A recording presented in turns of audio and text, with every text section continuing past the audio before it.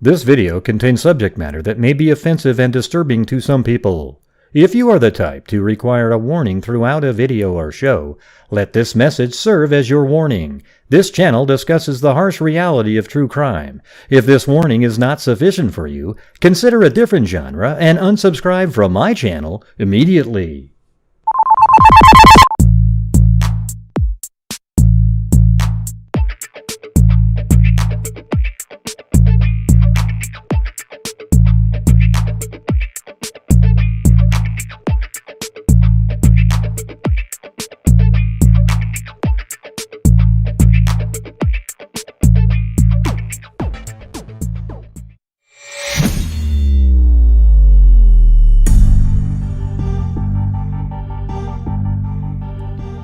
Yo!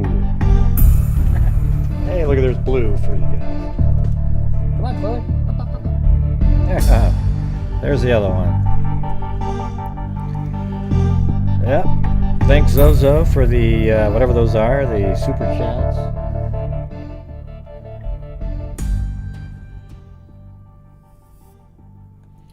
Yeah, I was just talking to, I was on YouTube chatting with one of their tech people. And let's see. Only 28% of you have the bell.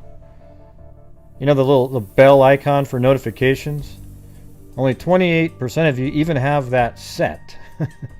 Or 20.8, not 28. 20.8. And very few of you even have the all selected. So right now, just hit the bell again. Even if you just hit the bell, and then when it gives you the option, hit the all videos, okay? Now you can only get notified, apparently, also to 3 videos a day by any one user. It's crazy. I didn't know this shit. Oh, and also, you have to make sure that your YouTube app on your phone allows for notifications. So you have to go into your app, go to the cogwheel, and allow notifications, all right? I'm saying this because everybody keeps saying, oh, I'm not getting notified, I'm not getting notified, I'm not getting notified. Right, but you're not even putting the all, okay? So you're going to get whatever the hell they want you to watch. Right. Are you getting notified, Claire? Well, the picture is fuzzy because you have the cogwheel set to a low quality. Man. You know, click on that and then select a higher resolution video. So it's not blurry, except to you. You know, or people who have their video set to a low quality.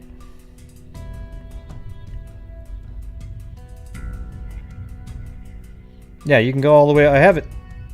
I stream in 1080p. However, if your phone is set to 320 or whatever, 240, it's gonna be kind of blurry. Yeah.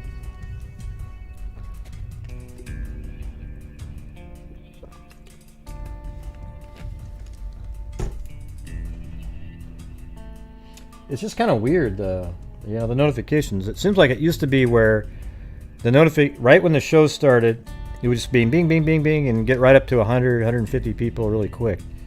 Now it just slogs along, kind of. Not sure what's going on.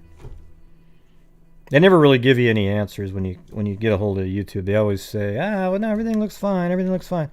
Really? I don't know. Oh, and the Blazers won tonight. They beat the #1 team in the East with almost nobody left on our team. The entire starting lineup is injured. That's crazy.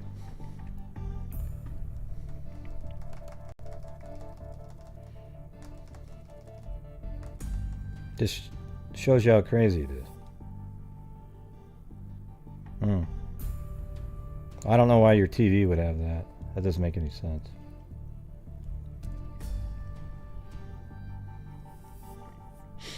All right, anyways, we're going to go over a case tonight. from Vancouver, Washington, in my area. I might even try going out there and maybe next week go to the different locations or something like that. But it's a cold case from 1977. Only about 5 months after another Blazer reference won the World Championship against the Philadelphia 76ers, the team we played tonight and beat.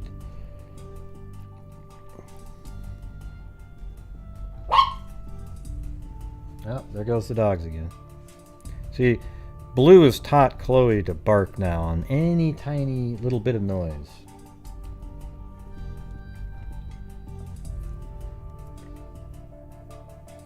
Yeah, I know, Shelly. Jesus. Oh, man. Alright, so, I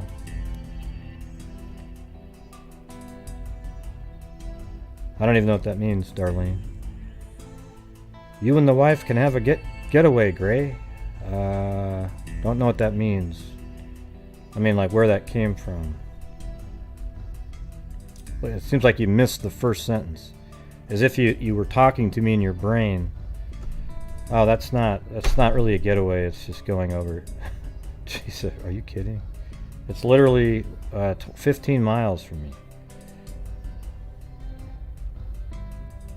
Yeah, see, that didn't make sense to me because it's not a getaway. It's literally 15 miles away, right over a bridge. It's Vancouver, Washington.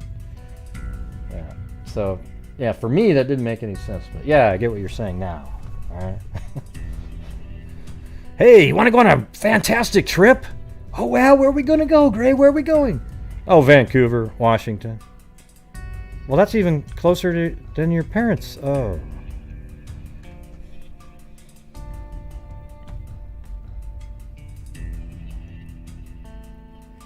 All right. So last night we started going over these documents. Well, they were really just the newspaper articles. That's still a trip. Okay. I'll tell her that next time we go to the grocery store together. I'll tell her, she'll ask, hey, when are we going on our next vacation? I go, that was one just now. We went on a trip to the grocery store. Now, see if that flies. Put a 1 if you think that'll work. Yeah. I'm just going to start over again. Go through these pretty quick, all right? So that's her. I guess I could have used that picture other than the one that I've got on the video. That's the only picture I've seen of her. Maybe I'll change that later. It's a little clearer, at least, than the other one. Yeah. If it worked, I'd feel bad. Okay. You guys ready?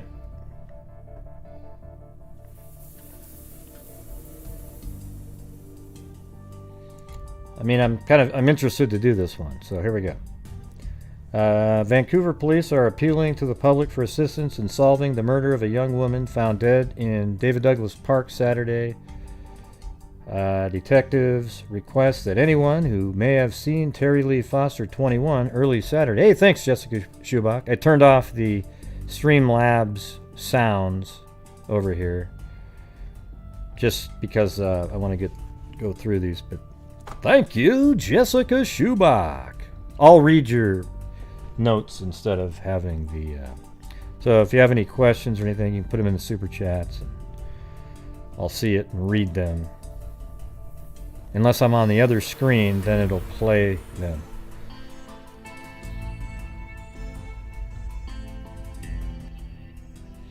Alright. The woman was partially nude. Body was found at about noon Saturday near a baseball field being built at the southwest corner of the park. Yeah, what's weird is it doesn't ever seem like there's an actual southwest corner of the park. Like, here's the park, right? You know, I don't know what the park... Well, let's go back in time. Maybe the park in 1990. Yeah, see, I don't know. Southwest. What's the southwest corner? You know, there's no southwest corner. As a matter of fact, I mean, if you made the park look like this, then this would be the southwest corner. Unless they're talking about this ballpark, which I think, I don't know. I really don't know. It could be right here. Maybe these were the first ones. I think that I've just put a pin there because that's where I think they're describing. I don't see a map yet. I haven't really gone through all the documents. I started going through a couple pages, and then I realized, wow, this is pretty interesting stuff. And hold on a second.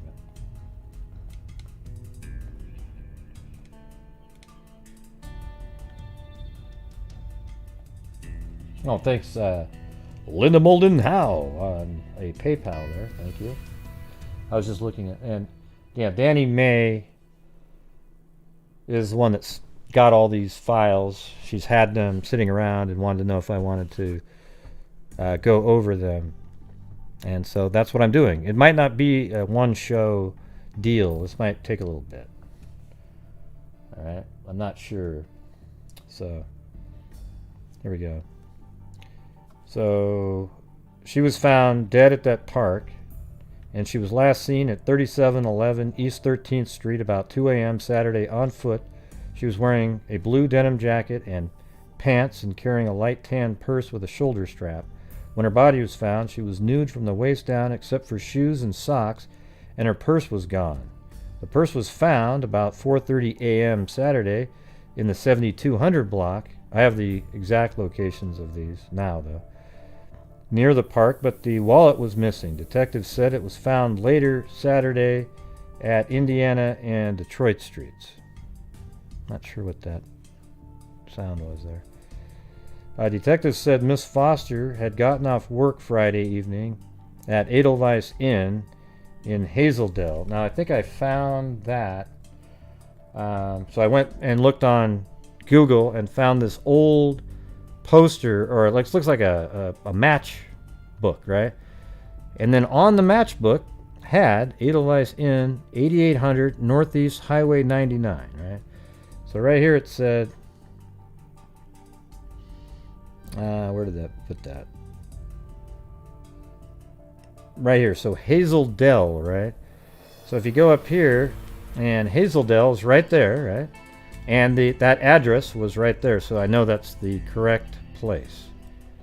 All right, so I might even have been this building that's been torn down, but I was able to find the address because it doesn't exist anymore by finding a matchbook cover on Google that actually had the address on it. How is that for sleuthing, everybody? Can I get a cheer for that one? I thought that was pretty good. Thank you. Thank you very much. So there's the, that's it right there.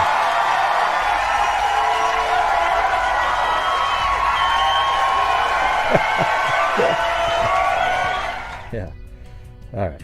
So there we go. That's where the Edelweiss Inn is. And it's in Hazeldale, Washington. And she lived right here. This is the address right there. Let me get that back out, the article. It was 3711 East 13th Street. All right. So the detective said Miss Foster had gotten off work Friday evening at Edelweiss Inn in Hazeldale, where she worked as a waitress, and had visited a tavern on St. John's Boulevard. I don't know exactly what tavern that is. They didn't say specifically in this article. Hold on. St. John's Street, Vancouver. Yeah, St. John's Boulevard. Alright, so I guess that would have been on here. And kind of makes sense. It's in between. So I'll just put a pin on St. John Street for now. Bar on St. John's Boulevard.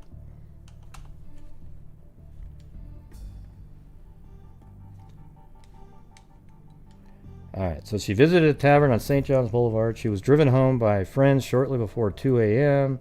Stayed home only briefly before leaving alone. See, some of this stuff isn't really that accurate based on the police reports. Police speculate that she may have been picked up while walking or hitchhiking, possibly on East Mill Plain Boulevard. Miss Foster was 5'3", weighed 15 pounds, and had brown hair and green eyes. The woman's body was transferred from Vancouver Funeral Chapel to the funeral home in Hillsboro, Oregon. And I think her family all lives out in Beaverton, basically, at the time. I don't know if they still live there. I think maybe. Police probing woman's murder. Vancouver police were checking leads today in connection with the death of a young woman whose partially clad body was found Saturday at David Douglas Park. We have lots to go on, but nothing conclusive yet, said one of the detectives. The victim has been identified as Terri Foster, 21, who was living temporarily at 3711 East 13th Street while looking for an apartment of her own. Detectives said the woman had been a waitress at the Edelweiss Inn in Hazeldale. The body, nude from the waist down, was found by a man and his son as they were walking around a new baseball field being built in the southwest corner of the park near the Garrison Square shopping center. Detectives said an autopsy indicated the woman died of strangulation. She was identified by her parents, who lived in Aloha, Oregon, Sunday. The woman was reported last seen alive when she left her temporary home at about 2 a.m. Saturday on foot and alone. Detectives said they believe she may have hitchhiked a ride on nearby East Mill Plain Boulevard. The investigators speculated that the woman was dumped from a car in the park because there was no footprints. They actually have tire tracks, but there was no footprints. So the person just, like, she was probably leaning, not alive, leaning against the door, and then he just reached over, opened the door, and, kicked her out. I mean, that's crazy. But her purse was reported found later Saturday morning on Indiana Street, about 2 blocks south of the park, but the billfold was missing. It was found still later Saturday at Indiana and Detroit Streets. So they found some of her items around.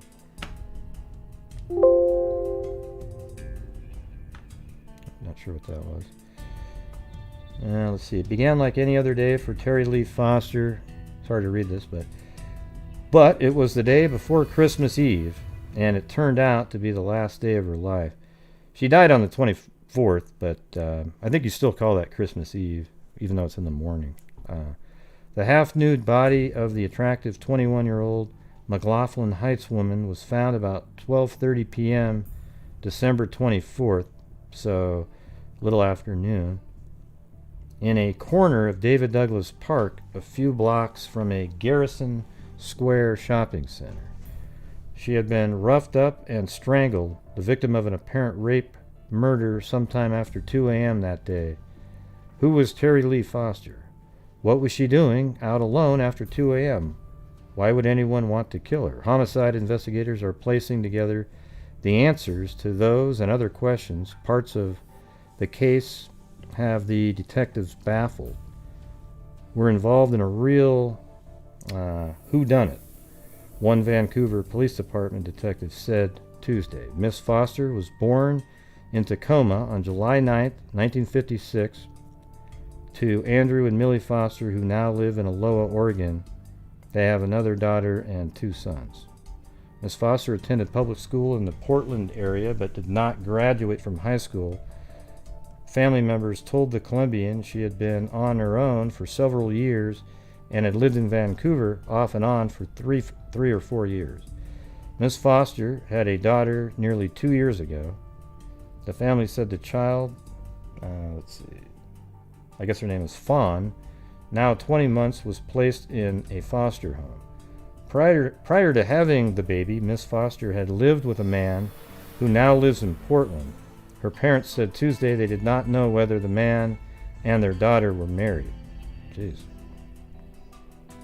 I wonder why they wouldn't know that. Miss Foster's friends described her as a quiet person who nevertheless had a zest for life and liked to go out a lot. For the past 2 months, she had been living at 3711 East 13th Street in a small home, also occupied by Nestor Sriko, 68, a retired Marine engineer. Miss Foster had met Sriko through friends, and Sriko had agreed to let her stay in a spare bedroom until she could locate an apartment of her own. Miss Foster had found a job as a waitress at the Edelweiss Inn in Hazeldale the week before her death. She was a pretty girl, Sriko said. She liked life and liked to go out quite a bit. She had nice clothes. Most times she wore blue jeans and a jacket. She had a nice figure on her. Sriko said Miss Foster slept late. It's kind of weird that, like it's strange that the guy that you're living with is using phrases like, wow, she really had a nice figure. Like, who gives a shit at that point, right? I mean, Sriko said Miss Foster slept late that Friday morning before going to work. He brought her home from work, and then she left with Sriko's son, Kevin, 18, and his friend, Sam Manning, 20. All right, let's see. Before going to work, he brought her home from work, and then she left with Sriko's son. So the guy that she's living with, her son, his son, Kevin, who's 18, they left together, and another friend named Sam Manning. They're 18 and 20. Let's see. I think she's only... Wasn't she only 20? Yeah, she's only 21 years old. So she's 21. She left with Kevin, the son of the guy that she lives with, and another friend named Sam Manning, a soldier at Fort Lewis. They dropped Miss Foster off at Little John's Pub. Now we know where that is. 9306 Northeast 76. Let's see where that is. 9306 Northeast 76th Street.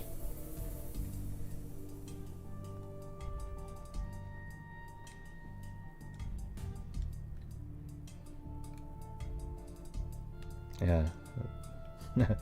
I mean, it looks like maybe it was a bar inside of a strip mall. I don't know if that was there back in 1977, though.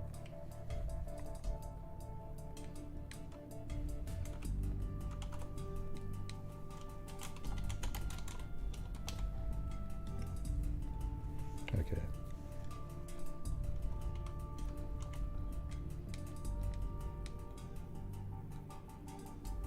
So she was taken from this house right there to Little John's right there.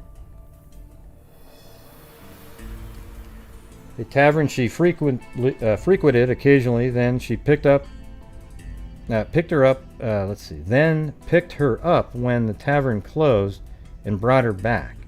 So they just dropped her off there so she could have fun, and then went and picked her up later and brought her back home. Kevin, Sriko, and Manning left, and after about 15 minutes, Miss Foster left. Let's see, that's kind of, let me get this, have this make sense. She frequented occasionally, then picked her up when the tavern closed and brought her back to Sriko's house. Okay, so then Kevin, Sriko, and Manning, the two people that gave her a ride, left, and then after 15 minutes, Miss Foster left, and it was about 2:15 a.m. She was alone and on foot. Sriko's daughter-in-law, Barbara Eddy of Alabama, and her eldest son, Scott, 15, were up watching television when Miss Foster left. Sriko said she did not say where she was going. She just walked out, he said. That was the last time she was seen by anybody around here. He said he was not worried when she did not return. Quite a few times she stayed with friends all night. About 12:30 p.m. Saturday, a man and his son. I don't know if this is the continuation of that.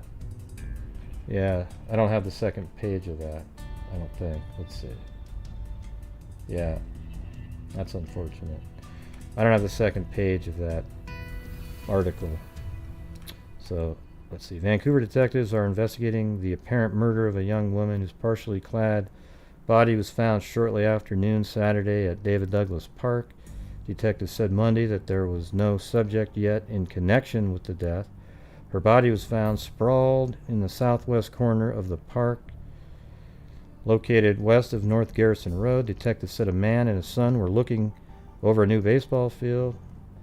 Let's see. So I think this is basically just repeating some of the stuff. December 26th, the day after Christmas.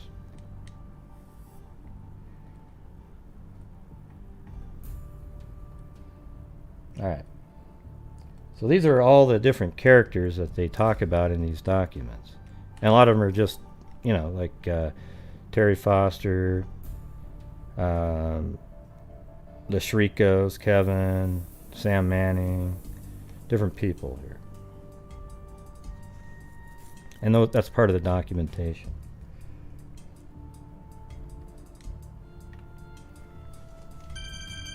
Hold on a second.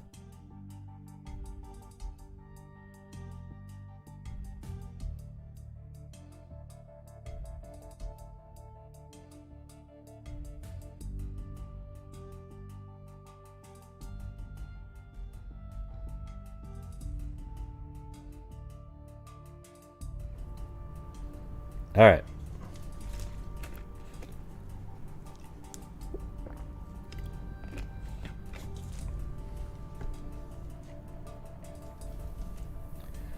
All right, here we go. In 1987, I don't know if this is, I think this is the order they're in. In 1988, Officer Doman and Captain Kim, or Corporal Kit Abernathy, detectives at the time, investigated the homicide of Terri Foster. From the 1977 reports, their reports and other documents in the case file, I'm writing an EPR summary report under a new case number in order to document any continued investigation of the homicide, to include lab analysis results. Right, so then I guess this guy went over the documents and then created all his own report based on what he was reading. Hey, thanks, Emily. Does that mean that's coffee time? Is that right? On December 24th, 1977, at approximately 12:32, and that's afternoon, Vancouver police officers were dispatched to David Douglas Park at 1100 North Garrison Road for a dead body, later identified as Terri Foster, found in the park. Robert Bolger discovered the body and called 911. Mr. Bolger was with his son, Brent. Officers and detectives who responded for the investigation found a white female near the edge of the south portion of the park. See, that's why, you know, this is near the edge of the south portion of the park. That's all I can, you know, could have been over here based on that description. But it makes sense near the woods, right?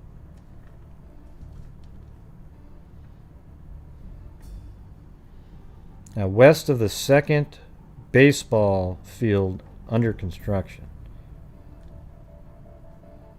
Yeah, so I wonder if this is the second baseball. Like, maybe these were first, then they built this one. You know, it could be this one too. You know, south. Maybe it was like this first, and that was the southwest corner. I'm gonna move that. I'm gonna guess like right there. Maybe this is newer here. I don't know. Either way, it's right around in there.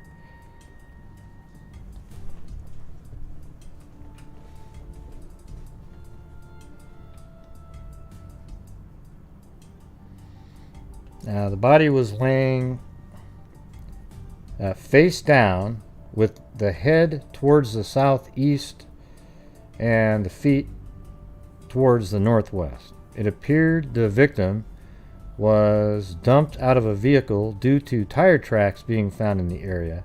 No footprints were found in the area of the body, which appeared to indicate the suspect did not get out of the vehicle. The width between the inside of the tires was listed at 48 inches. But you know what? You're supposed to measure the width of tires by the center of the tire tracks. So center to center. Right? Because you could have these wider tires and it'll throw things off. But the center shows you the axle width. And that's way more important. Thanks, Emily Flotilla. And we learned that in the McStay case. When found, Miss Foster was nude below her waist, except for shoes and socks. She was wearing a blue Levi Strauss jean jacket and a Genesis cowl knit long sleeve shirt with horizontal stripes of white, rust, black, light blue, and light green. For jewelry, Terri was wearing a Caravel watch stopped at 150, a ring on her left and right ring fingers, and earrings, right? The autopsy of Terri Foster was performed on December 24th, 1977 by Archie Hamilton, MD, who is now deceased. Dr. Hamilton's findings were cerebral edema and acute passive hyperemia and edema of the lungs, and contusions of the scalp, left orbit, and nose. Sounds like she was punched in the face. He listed the cause of death as cerebral edema and hyperemia, acute secondary to strangulation. So sounds like strangulation was the main cause of death. Terri Foster's manner of death was a homicide. According to the report, the vaginal smears were positive of spermatozoa, right? So there was sperm in there. And, you know, I mean, that's a good sign in terms of, did they store that well? And it said the vaginal secretion was positive for acid phosphates. Fingernail scraping, pubic hair combing, pubic hair, head hair, and vaginal secretions were turned over to Curtis Renbold of the Clark County Prosecutor's Office.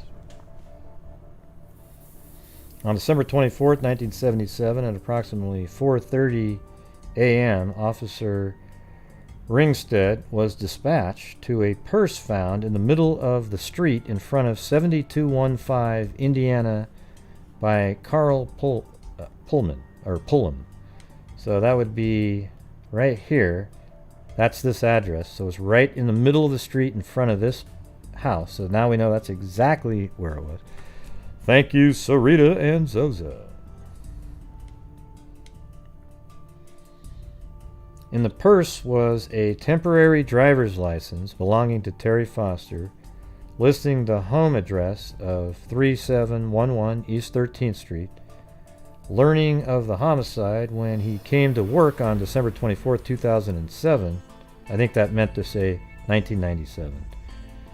Alright, I think that it's pretty obvious. Officer Ringstead contacted the residents of 3711 East 13th Street. He spoke with Nestor Srico and his son, Kevin, so the owner of the house and his son. Nestor and Kevin later identified the victim as Terri Foster. Detectives later took taped statements from Nestor and Kevin. On December 24th, 1977, Sergeant Ripley and Detective Jones contacted Patricia Lively at 1001 Northeast 82nd Avenue. She reported her brother, Russell Lieb, found a pair of jeans. I've actually got that address too. It's right here. So a girl at this address right here.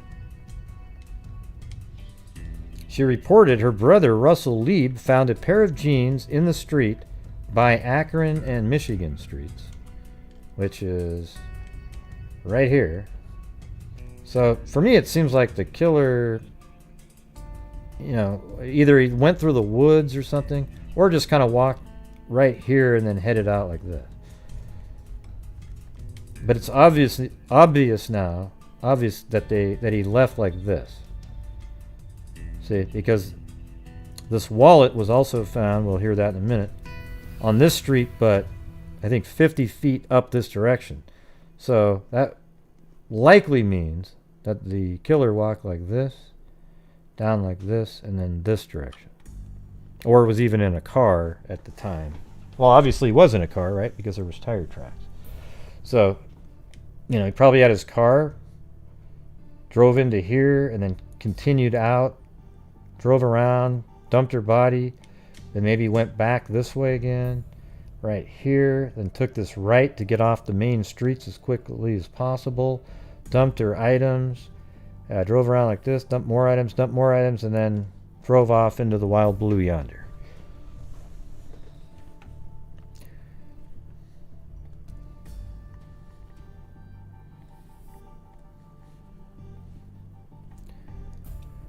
She reported her brother, Russell Lieb, found a pair of jeans in the street by Akron and Michigan streets. Now, this is the part that bothers me a little bit.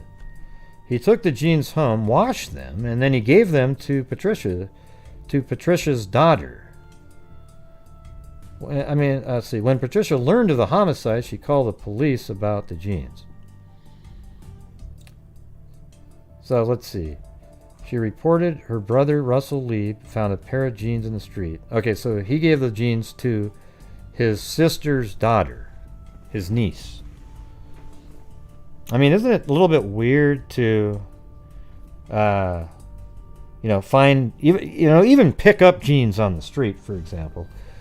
But it's weird to pick up jeans on the street and then literally take them home and wash them. And then give them to a niece. I don't know.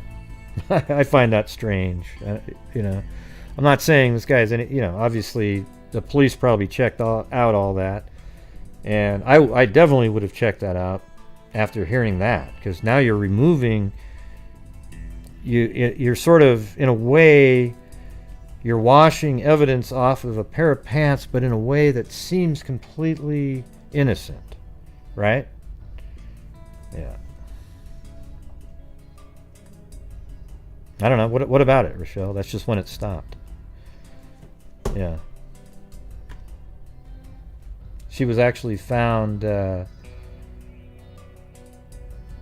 she was found before that, right? So that just means it quit ticking. That's all it means. It was her watch, though.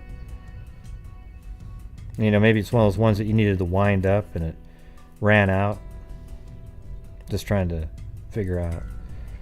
It didn't make me think any. I thought of it for a second, and then I realized, oh yeah, well, she was found at 12:15, so her watch obviously was taken, and then it quit ticking at a certain time, right?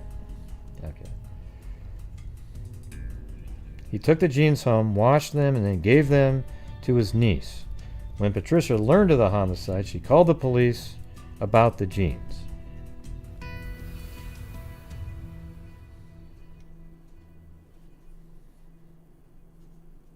Well, yeah. That's what it maybe sounded like, but it was at 1. They said 1:50 a.m., but she was found at 12 something. Early in the morning.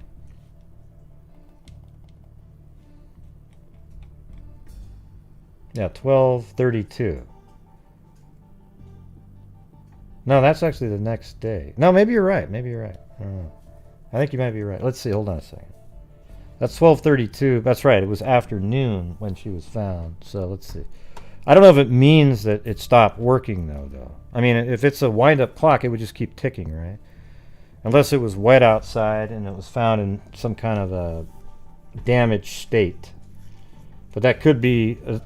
also, I don't know, because she actually left the house at around 2 something, right? So she might not have even looked at it.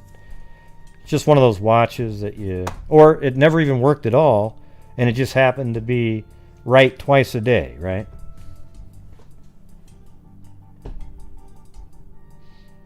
Yeah, that's the first thing you think of when you see a watch stop at a certain time is, hey, does that represent the time that something happened? Okay, but at 2 o'clock in the morning, she was still at the house, right? So we know it was later than that. Although there's this one instance in here where there's some stuff that seems to be contradictory to each other. So hold on a second. I'll be back in just a second.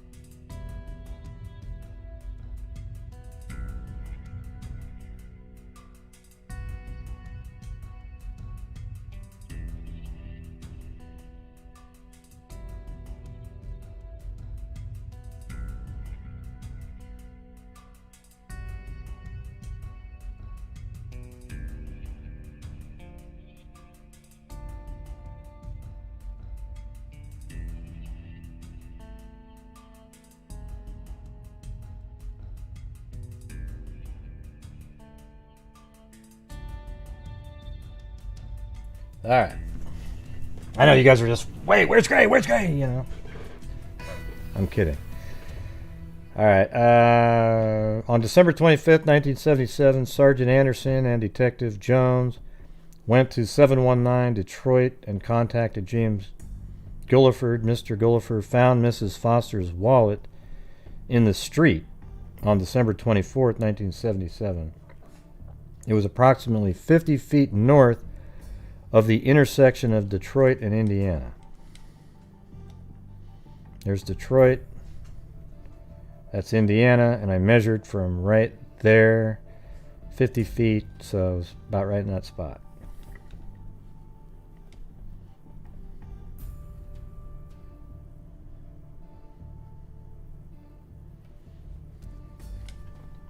Do you guys hear something, Blue?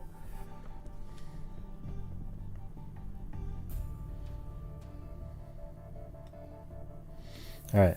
During the investigation, detectives learned a subject identifying himself as Dennis stopped at the Shriko home on December 24th, 1977. This guy's really dodgy. At approximately 1 a.m. So he went to the home at 1 a.m., but she wasn't there, right? Because she was at that bar. Dennis was seen by Raymond and Barbara Eddy and their son, Raymond Scott Eddy, who were visiting. I thought didn't Raymond take off though? Hold on.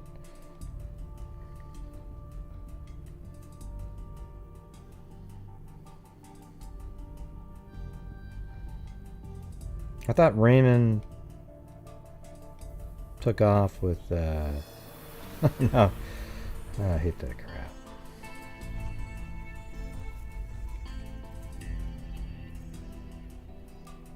Yeah, so the watch stopped at 1:50. Whenever it stopped. Could have been the day before.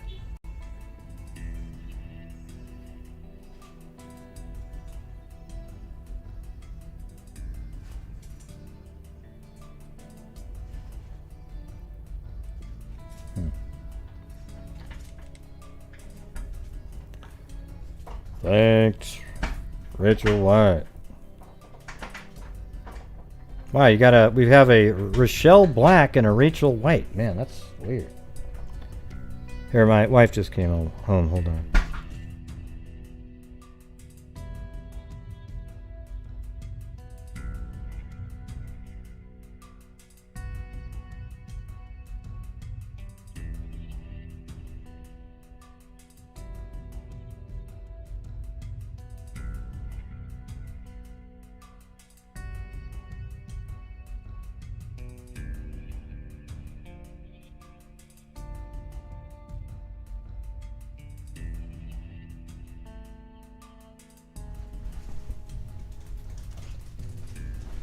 Yeah, maybe it was Sam.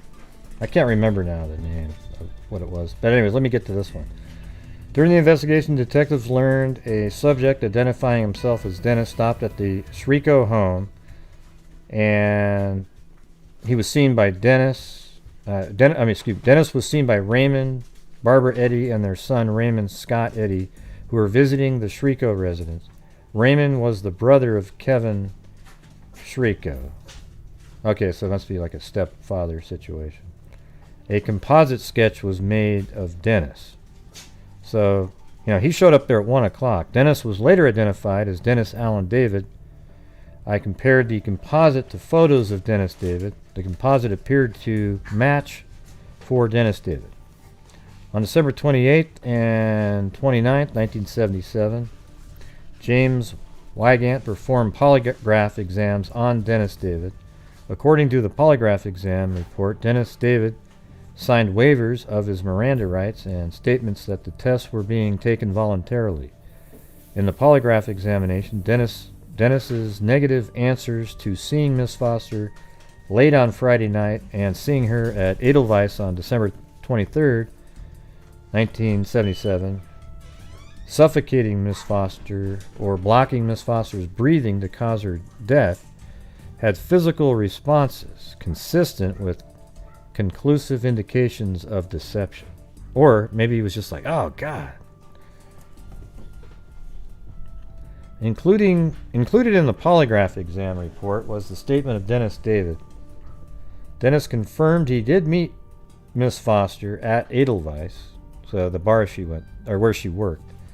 She told Dennis about her child being in foster care. Dennis said he went to Miss Foster's home to apologize for her sister's refusal at Edelweiss to follow the victim home.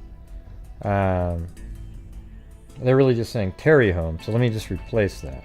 Dennis said he went to Miss Foster's home to apologize for her sister's refusal at the Edelweiss to follow Terri home and return with her to a party. Like, to go follow her home and then pick her up and then take her to another party. Dennis said he thought it was possible that he killed the victim. And that in general, he was capable of rape or murder, but he did not remember killing this victim. I mean, what a weird person this is, regardless, right? In his second interview, he repeated that he may have committed the murder, but did not remember doing it. When he asked about Miss Foster's pants, or when he was asked about her pants, Dennis volunteered he found a pair of pink panties in his luggage. His sister told him that she found the panties on the sofa and put them in his luggage. On February 25th, 1987, detectives Abernathy, so this is, 10 years later, and Doman interviewed James Wygant. Mr. Wygant recalled when he first met Dennis David on December 27th, so just 3 days after she was killed. The left lens of his wire-frame glasses were broken and held together with tape. He recalled seeing scratches on his left side, the left side of Dennis's face. The scratches were not fresh, but did appear days old. Dennis claimed the injuries and broken glasses were from trouble at a tavern. That's what he said.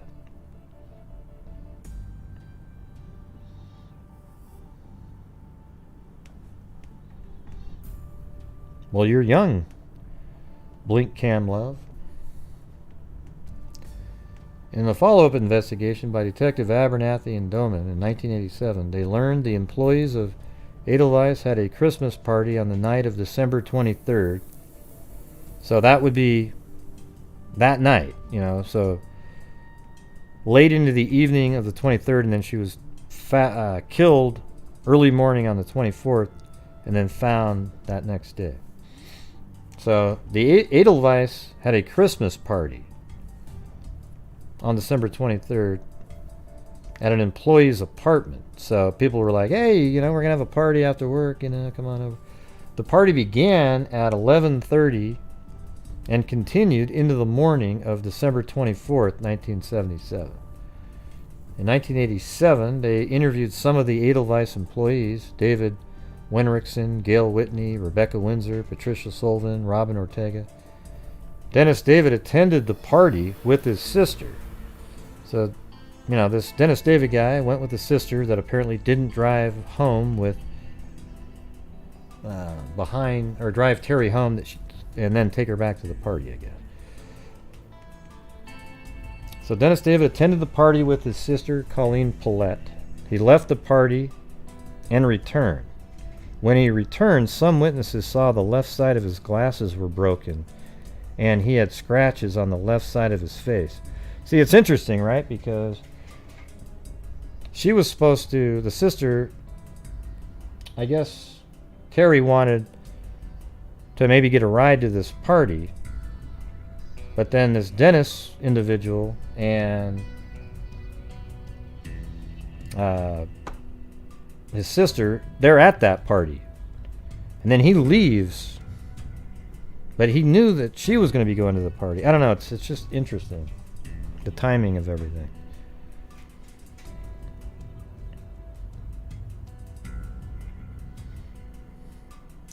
In 1987, they interviewed some of the Edelweiss employees: David Henriksen, Gail Whiteley, Rebecca Windsor, Patricia Sullivan, and Robin Ortega. Okay. He left the party and returned. When he returned, witnesses saw the left side of his glasses were broken and he had scratches on the left side of his face. On February 2nd, 1988, detectives Abernathy and Doman contacted Dennis David himself in Chico, California.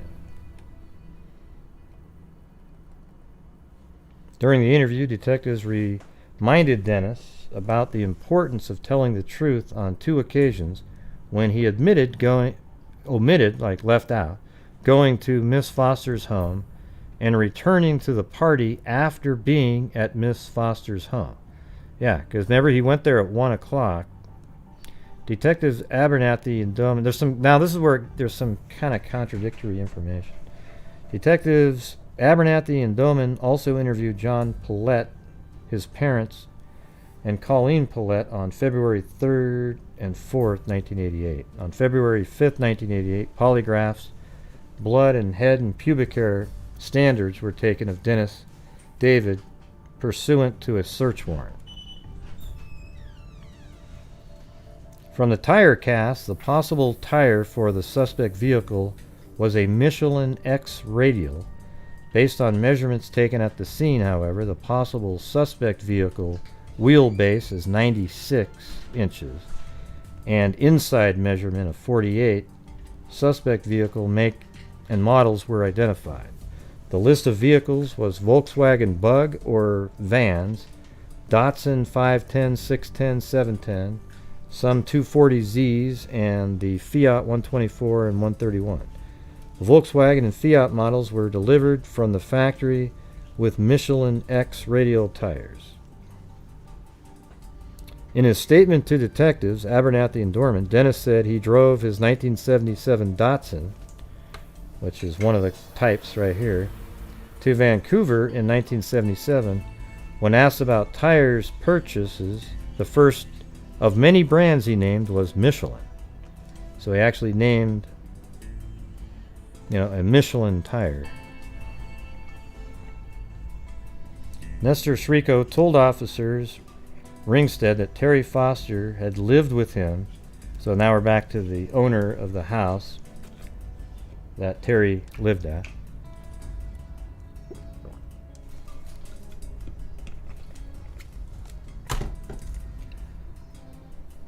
Miss Shriko said he picked up Miss Foster on December 23rd, 1977. Wait, hold on.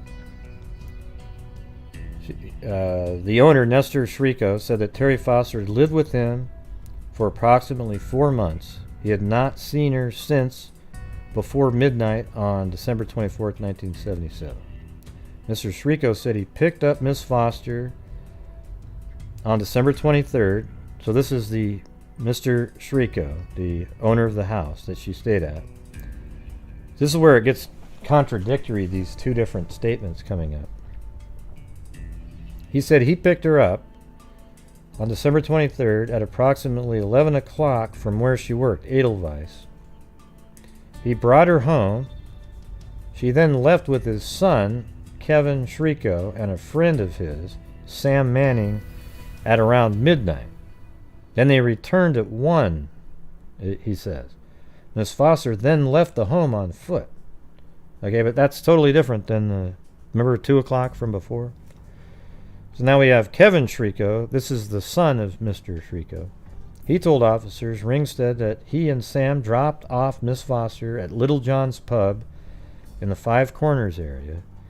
They were in Sam's yellow 1976 Subaru. They returned and picked Mrs. Foster or Ms. Foster up at approximately 1:45 a.m. So not this 1 o'clock thing that we see over here.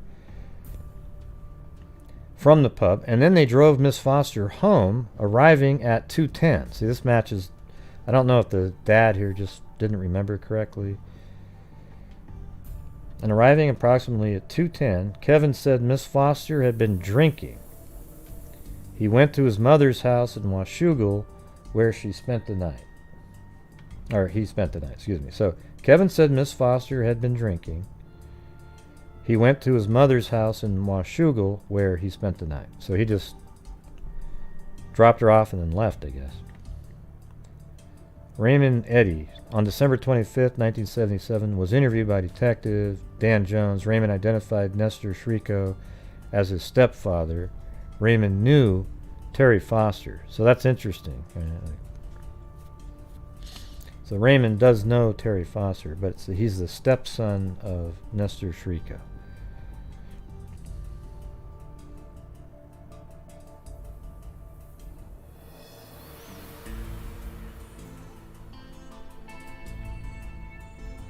I mean, is this interesting for you guys? I am just reading the documents, but these are actual police, not, you know, the records taken by detectives. I don't see a lot of comments or anything. Man, I was so excited to do it too. Let's see. Raymond was at 3711 East 13th Street on December 23rd, 1977. He was in bed at 2 a.m. on December 24th, 1977. Miss Foster returned home shortly after he went to bed. Right, so that sounds like that matches this. Okay, that's right. Raymond was already there, right? Okay. So he heard, that sort of corroborates this story right here. Miss Foster returned home shortly after he went to bed. Raymond's son was in the living room, sleeping on the floor in the sleeping bag. A subject identifying himself as Dennis came by the home looking for Miss Foster. Dennis asked Raymond to tell Miss Foster he was at his sister's home if she wanted to see him. Raymond left a note for Miss Foster. He heard from his son that she got the note and commented about going to the sister's house. His son thought the name of the sister was Janine. Before leaving, Miss Foster attempted a phone call but did not speak to anyone. So it's almost like she was trying to call this Dennis guy. Barbara Eddy was interviewed on December 25th, 1977 by the detective. That's the wife of Mr. Shriko. She was at 3711 East 13th Street with her husband and son on December 23rd and 24th.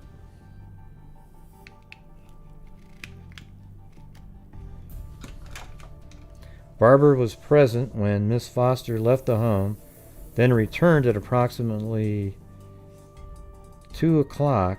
Let's see. Barbara was present when Miss Foster left the home, then returned at around 2 a.m.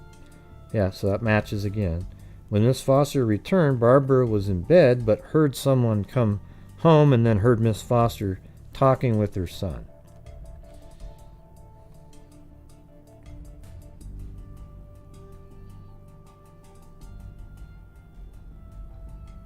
Yeah, well, it shouldn't be confusing. You just have to pay attention. You know, it's like there's not a lot of people introduced at this point. David Hendrickson was an employee at Edelweiss in 1977. These are just different individuals. I just told you who Barbara was. She was the Jesus. Man, it's unreal. I just said Barbara Eddy is the wife of Nestor Shriko, right?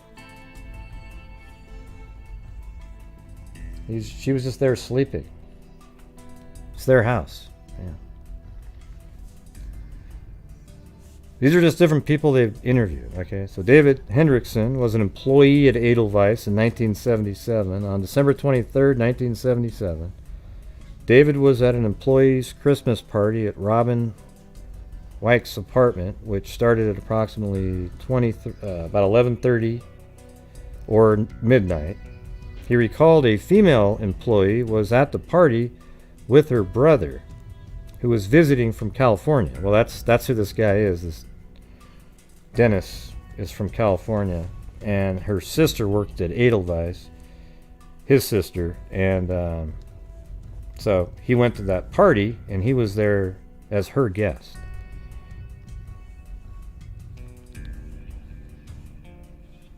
The brother was asking about Terri. Let's see. He recalled a female employee was at the party with his brother, who was visiting from California. The brother was asking about Terri. He left the party approximately 30 minutes later. So he left the party about 12:30. So that sort of makes sense that he got to the house at about 1. David said the brother returned an hour to 4 hours later. When the brother returned, the left lens of his glasses was broken, and he had fresh scratches on the left side of his face and neck. His hair and clothes were disheveled. The brother told his sister, "Let's go." She gathered her belongings and they left. Gail Whiteley was an employee at Edelweiss in 1977. She recalled Terri Foster being a new employee, hired 1 or 2 weeks before the homicide. So Terri Foster, the murder victim, was only hired there a couple weeks prior. Gail attended the party. This is just another witness, Gail Whitney, another employee. Gail attended the party at Robin White's apartment. So this is where the Christmas party was.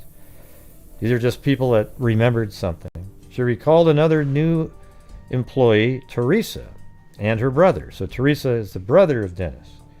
That's the employee, and Dennis from California just went to the party with his sister.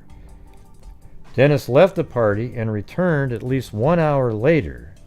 She saw the left lens of Dennis' glasses was broken, and he had scratches on his neck. So, now he's sort of driving around out there at the same time period that Terri is walking around. And he has a car with the right wheelbase and everything. It's pretty crazy. Dennis left the party and returned at least an hour later. She saw the left lens of Dennis' glasses was broken, and he had scratches on his neck. Dennis left the party with his sister shortly after his return. So this is another employee, okay? So you don't need to remember these people's names or anything like that, okay? So maybe that's getting confusing because I'm mentioning names, but none of these people you need to remember. Just listen to what they're saying, okay? Rebecca Windsor was an employee at Edelweiss in 1977. Rebecca recalled Terri was a new employee. On December 23, 1977, she saw Terri upset and crying at work. Another employee had a brother who was visiting from California. Rebecca did not attend the Christmas party. Okay, so, basically the only thing she saw was Terri was upset. But it sounds like she was, later on, that she was upset about custody issues with their child. Patricia Sullivan was an employee at Edelweiss in 1977. She saw Terri leave work on December 23rd. Patricia knew another employee, Teresa, had a brother, David, visiting from California. She did not go to the party as well. Robin Ortega was an employee at the Edelweiss in 1977. She recalled Connie or Colleen being at the Christmas party with her brother, who was from California. Dennis David confirmed he had driven to Vancouver, Washington from California to visit his sister, Colleen Polite, in December of 1977. He was driving his white 1977 Datsun. When asked about tires purchases, the first of many brands he named was Michelin. According to Dennis, the first time he met Terri Foster was the night of her death. He recalled speaking with her, it makes sense, he's from California. He recalled speaking with her at the Edelweiss restaurant where she worked. He said Miss Foster was very friendly and he liked her. Dennis got her address and her phone number. So now now we know that he knows where she lives, and he does show up to her house. We already know that. Dennis got her address and phone number. Dennis recalled a party being planned for that evening and asking Miss Foster to attend. So that was the party thrown by another employee at their apartment. She was unable to attend, but he could not recall why. So she said she wasn't able to attend, but could not recall why. He and Colleen went to the party, though. So they went to the party. Dennis said he left the party and went to Miss Foster's home. So she couldn't go to the party. You know, she wasn't going to go, but you left the party and then you go all the way over to Miss Foster's home, hoping to get her to attend the party. At Miss Foster's home, he asked for Terri and was told she had left walking. So that means that must have been around 2 o'clock in the evening at that point. Because when she left to go walking, it was like 2:10 or 2:15-ish. From Miss Foster's home, he drove to Colleen's home. All right, hold on a second. He and Colleen went to the party. Okay. So he goes over to Terry's home and knocks on the door, which is crazy. That means he's knocking on the door really late at night. From Miss Foster's home, he drove to Colleen's home, his sister's. Colleen and her husband, John, were home. When confronted about returning to the party and having broken glasses and injuries, Dennis said he did not remember returning to the party. He said he did not remember having broken glasses in Vancouver, although all these other people remember it.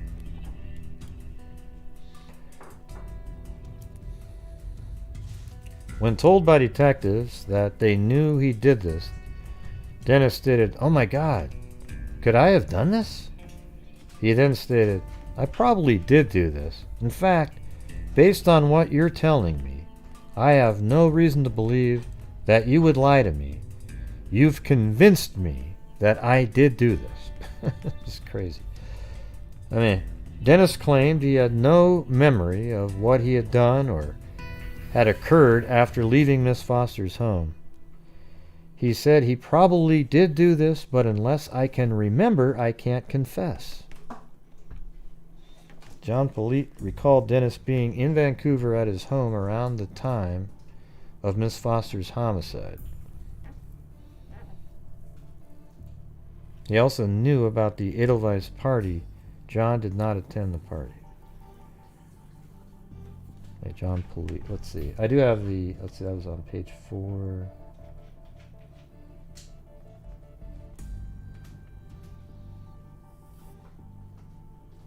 So he's actually the husband, or, you know, was at the time of Dennis's sister, John Polite. And then Colleen is the sister, see?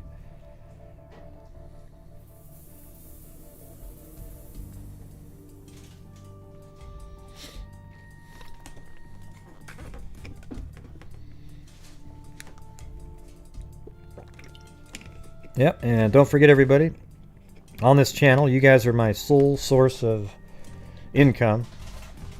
I don't get ad revenue. There's nothing like that. And a big portion of the income that comes in gets used for the charities that we support. And then last year we did $22,000, and $1,000 was transferred into this year. Now we've got $3,000 in a fund for DNA identification, genealogy, and then also $500 I think we did for the National Center for Missing and Exploited Children. All right, so awesome job, but you guys are it. So if you're appreciating the show, please help support the channel. Other than that, there will be almost nothing. Okay, do you get what I'm saying? I mean, the ad revenue. And also, not only that, I feel like I'm a little bit shadow banned right at this point. It's bizarre, you know. Like that show earlier today that we did has like 600 views. It's insane. But, you know, I also, you know, the funds help my channel out. They also do the help charity, and you know, there needs to be that kind of support to be able to keep doing it. All right. Because I put in 3 hours basically every single night on a show, every single night of the year. Like I literally last year I think I had 3 days off, maybe. You guys know that too, right? You know, because even when I got my surgery, all right?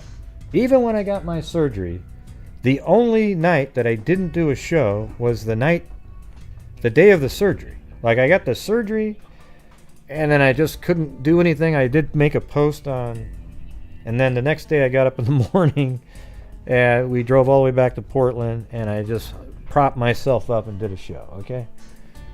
So that's what I'm talking about. Hey, thanks, Rita.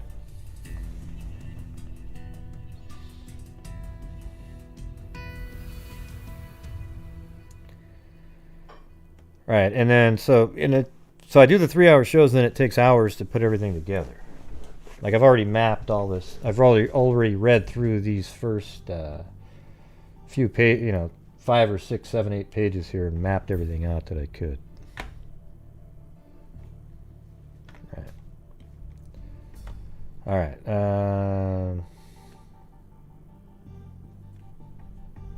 I mean, it's so weird that he says this. Oh my God, could I have done this? He then said, you know, I probably did do this. You know what? In fact, it almost sounds like he's being sarcastic to these people. In fact, based upon what you're telling me, I have no reason to believe that you would lie to me. You know, you've convinced me that I did do this. But, you know, I probably did do this, but unless I can remember, by God, I just can't confess to it.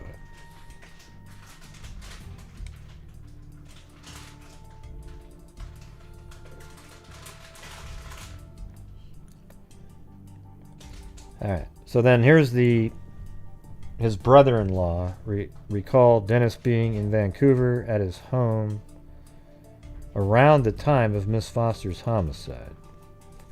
He also knew about the Edelweiss party. John did not attend the party.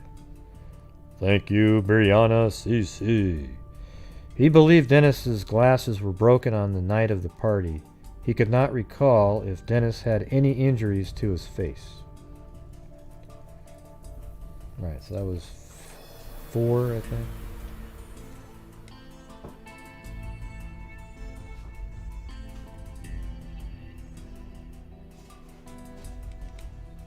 I just want to make sure that was it. Yeah, okay. 4. Now we're on 5. John believed Dennis may have killed Miss Foster. He explained the day after they learned of the homicide, Dennis made some statements like, what if I did do it? I'm not sure what happened. Could I have done it? Dennis also said something about blacking out. He recalled the police being at his home and seizing a pair of panties which did not belong to anyone. When asked why they left Vancouver, John speculated it was because of the homicide. They left with Dennis, but in separate vehicles. Colleen, his sister, worked with Terri Foster at Edelweiss. She recalled on December 23rd, the night of the party and everything, 1977, that Miss Foster was upset about possibly losing custody of her child. That's why somebody else saw her crying or upset. Colleen invited Miss Foster to Robin's party to cheer her up. Miss Foster said she could not go because someone was coming to pick her up. Well, that's interesting. Dennis got Miss Foster's address in case she wanted a ride to the party. According to Colleen, she and Dennis went home. Okay, so Colleen's saying that herself and Dennis went home. When Miss Foster had not called, Dennis left. I mean, he seems kind of like a stalker almost. I mean, who, you know. When Miss Foster had not called, Dennis left to go to Miss Foster's home. He returned telling Colleen that Miss Foster was not home. Residents at Miss Foster's home told him she had just walked away. Colleen denied being at the party with Dennis. She did not remember seeing Dennis with broken glasses or scratches on his face. Well, of course she didn't, because you're his sister. How did all these other people see that? And he even admitted going to the party. How did he get to the party if you didn't go to it?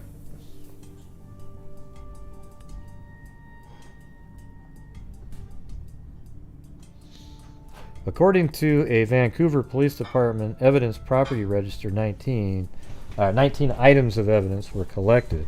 4 items, the Levi jacket, shoes with socks, sweater, and bra were sent to the lab. The jewelry from Miss Foster was released to family members on December 28, 1977. Personal items from the purse were released to family members on January 24, 1978. Okay. In 1988, Detective Abernathy submitted new items of evidence and repackaged and numbered other evidence items to correspond with a new evidence system. Curtis Reinbold, evidence analysis is what this is. Curtis Reinbold, a criminalist, completed an examination of evidence on January 10, 1978. He completed a report. According to the report, Mr. Reinbold examined the fingernail scraping, testing for blood. No blood was found in the scrapings. One hair from the pubic hair combing was slightly dissimilar from the submitted pubic hair standards. On Miss Foster's sweater, blood was found. It appeared to match Miss Foster's blood type, probably when she was punched in the face.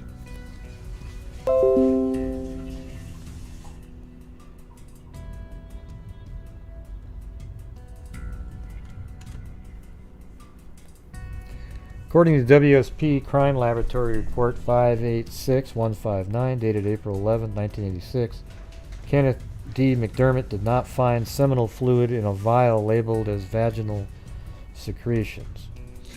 In April of 1988, evidence was sent to WSP Crime Laboratory for analysis.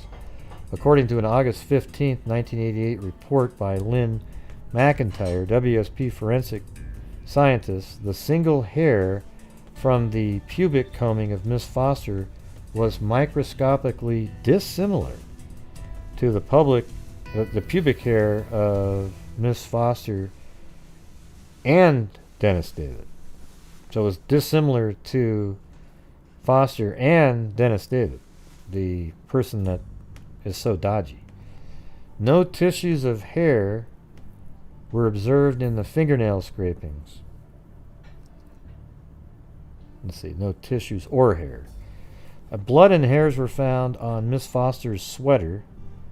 The hairs were similar to Miss Foster's head hair. So blood and hair were found on Miss Foster's sweater. The hairs were similar to Miss Foster's head hair. Marijuana was removed from the sweater. That's weird. What is that? Like in the pocket, maybe? Soil and unknown white. Maybe it was just like little flakes of marijuana. Soil and unknown white deposit were found on her jacket.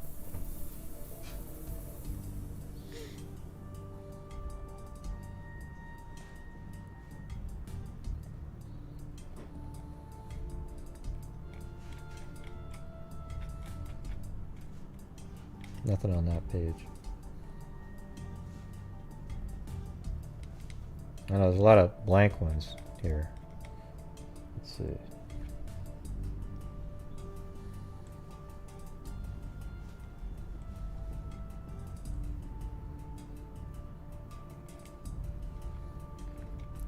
Okay, so this is interesting here.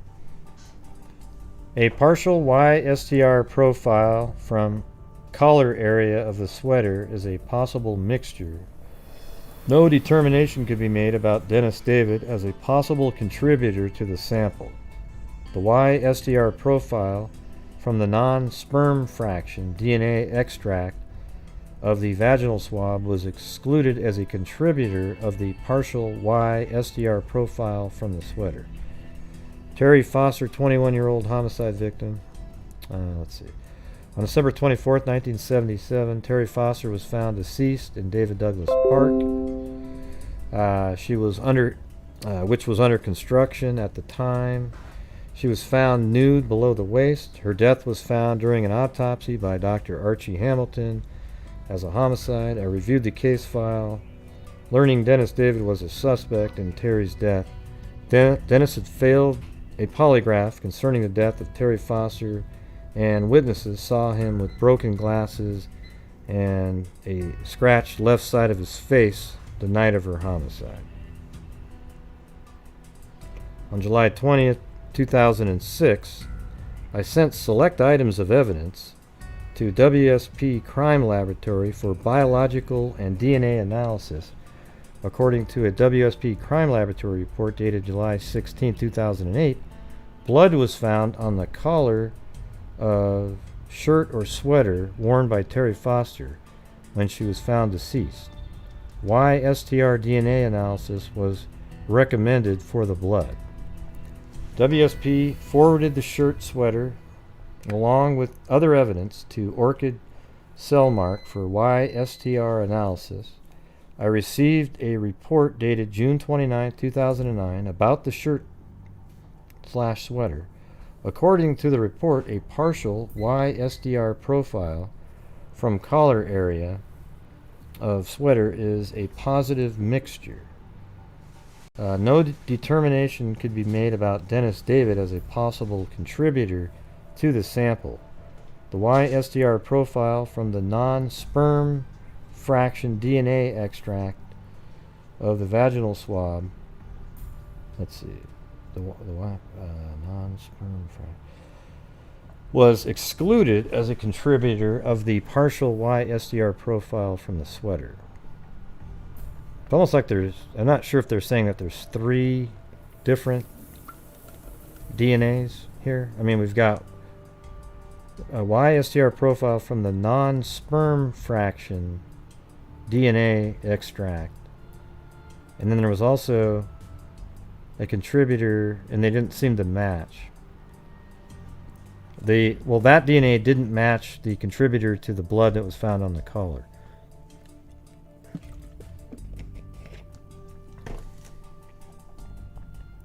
From the report and a conversation with the examiner, it appeared there were at least 2 contributors, to the YSTR profiles.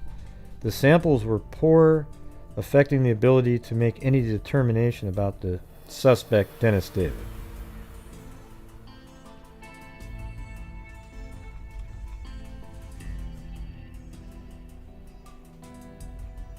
I'm just reading the ones that actually have text. On December 24th, 1977, Terri Foster was found deceased in David Douglas Park, which was under construction. I sent evidence to Orchid Cellmark for analysis. I received the evidence back from Orchid Cellmark. Included with the evidence was 2 sealed plastic baggies with ampules of samples from Orchid Cellmark. I submitted the baggies into evidence.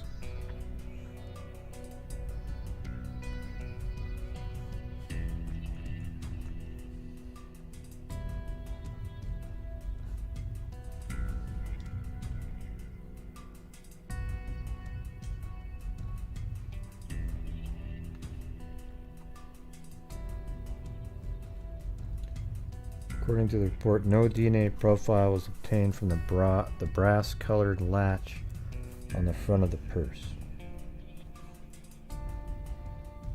That would have just been touch DNA.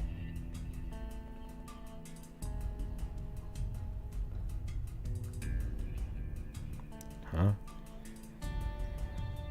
No latent prints of value were found on the purse, milk carton, beer cans, beer bottle, magazine, and cigarette packages. Let's see, on December 24th, Terri Foster was found deceased in David Douglas Park at 1100. Looks like he sent evidence collected from 1977 investigation. I received a report dated February 11, 2011, stating no latent prints of value were found on the purse, milk carton, beer cans, beer bottle, etc.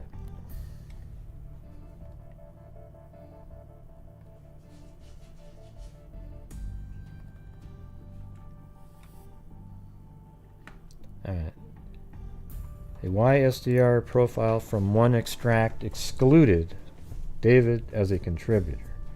Another partial YSDR profile is a mixture of at least 2 males, and no determination about Dennis David as a contributor could be made. On December 24th, 1977, Terri Foster was found deceased in David Douglas Park, 1100 North Garrison Road, which was under construction at the time. She was found nude below the waist. Her death was found during an autopsy by Dr. Archie Hamilton as a homicide. On July 17, 2008, I received a fax WSP Crime Laboratory report from James Curry with the WSP Crime Laboratory. According to James Curry's report, the extract from the vaginal swabs may be suitable for YSTR DNA typing. The WSP Crime Laboratory was getting YSTR analysis capabilities. I mean, they're so much better now. They need to be able to do this. In the fall of 2008, the WSP Crime Laboratory still did not have YSTR analysis. Contacting James Curry, we discussed sending the samples to a private lab, Orchid Cellmark, having a contract or grant with WSP. I decided to have the samples sent to Orchid Cellmark. I received a report from Orchid Cellmark on February 7, 2009, that was dated January 20th, 2009. According to the report, a YSDR profile was obtained from the non-sperm fraction DNA extract of the vaginal swabs. So almost like, so it's not her DNA. It's also, it wasn't in the sperm. Maybe it was just in the semen part of it. I don't know if they count that as, but inside there they found another profile. Partial YSDR profile was obtained from the sperm fraction DNA. Let's see. Dennis David is excluded. Let me read this part. A YSDR profile was obtained from the non-sperm fraction DNA extract of the vaginal swabs. Dennis David is excluded as a contributor of the male DNA detected from this sample. A partial YSDR profile was obtained from the sperm fraction DNA extract of the vaginal swab and is a mixture of at least 2 males. The donor from the non-sperm fraction DNA extract cannot be excluded as a contributor to the predominant DNA profile. So meaning that could actually be a profile as that could be related to the sperm DNA as well, it sounds like. No determination could be made about Dennis David. So that's it. I mean, they didn't I mean, they weren't able to include him, which is weird, right? I mean, here's this guy.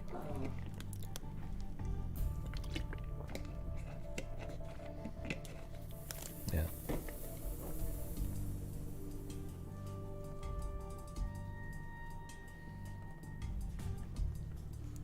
No blood, semen, or saliva was located on Terri Foster's jacket.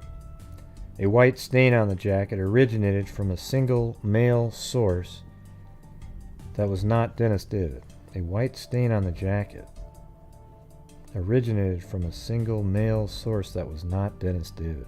Wow. DNA from the wallet is mixed from at least 4 contributors that excluded Dennis Davis, or Dennis David is what they meant, and the DNA profile from the jacket. So that must be, maybe that was semen right there.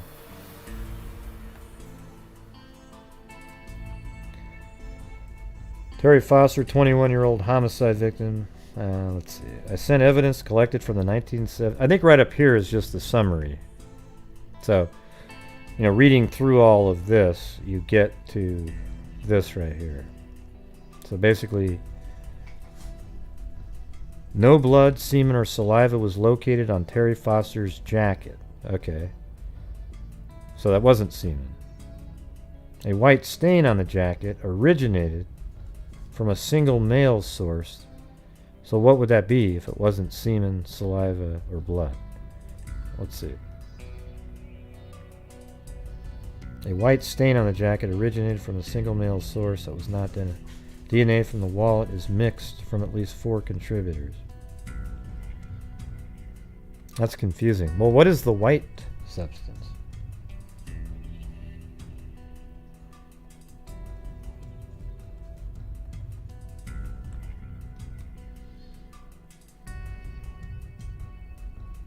Alright, this is Detective Sergeant Scott Krieger scheduled a meeting with Timothy Foster. This is the brother of Terri. After he called about the case, Sergeant Krieger and I met with Timothy on April 22nd, 2010 at 1:35. Timothy gave me his mother's Millie Foster's phone number. Well, it's in the document here, but later I called Millie. She commented about possibly having some property of Terri's from the investigation. I asked for her to try to find it when we could schedule a time for me to come view the property and speak with her. After a couple of weeks, Millie told me she could not find the property, which upset her. We scheduled to meet at her home on June 3rd, 2010. On June 3rd, 2010, at approximately 10:40, Detective Wally Stephan and I met Millie Foster, the mother, at her home. Timothy was with Millie, so Terri's brother was with Terri's mom when these detectives showed up. Timothy was concerned that we were not using the best crime labs possible. Efforts to explain the science and standards were ineffective. Timothy wanted to know why we had not spoken with the suspect again or done more investigating of the suspect to identify his criminal history. We explained the investigative process. Timothy was still unhappy with the investigation. After the case discussion, I spoke with Millie. I called July 15, 2010 to locate current information on Kenneth Haynes. My call went to voicemail. I left a message. I don't know who that is. Located Kenneth Haynes in North Bend, Oregon. I scheduled an interview. So Timothy hey, thanks, Emily Flotilla.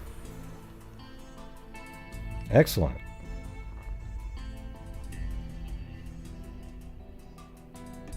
Wow. Well, there you go. Today, even? Congratulations.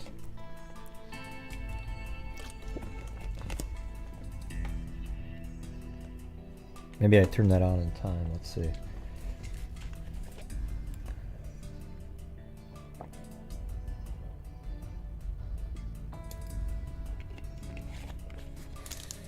Thanks, Rita. I tried to turn it on, but she said, Emily Flotilla said, my last drink was 38 years ago. Awesome.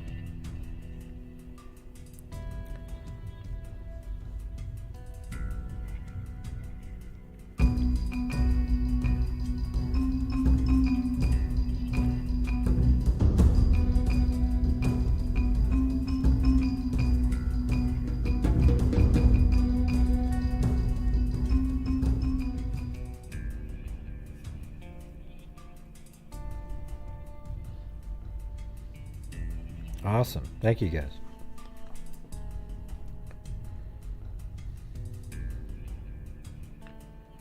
Had seen the news about the conviction of Michael Hirsch in Vancouver for a 30-year-old homicide. The case reminded him of the murder of his sister. Timothy wanted to know about the investigation. He was upset about the lack of contact by the Vancouver Police Department after his sister's death. He said approximately 10 years later, Vancouver Police Department detectives contacted the family about continuing the investigation. That was that 88 moment where they were working it again. Detectives promised to keep the family informed, but the family never heard anything. I explained to Timothy about reviewing the case and submitting evidence for analysis using new technology. I told Timothy the evidence submitted so far had not helped the case. Also, I explained... See, here's the thing, is they've got DNA profiles. That was 2007. Right now, they have way better DNA extraction. Thanks, Michelle Nicholas. And they could just do genealogy on this. I mean, I'd be more than happy to, you know, if we could somehow get Colleen Fitzpatrick and get a hold of these guys and say, hey, you've got the DNA. Let's see if we can find out who's the owner of it. I mean, maybe they've got the entire... I don't know how they have it at this point, but, you know, that's something Colleen would know.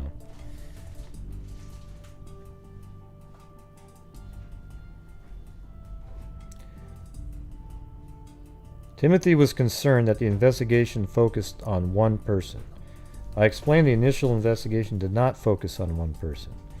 In reviewing the case file, I identified one person as the suspect in the case. It was the same suspect the detectives investigated in 1988.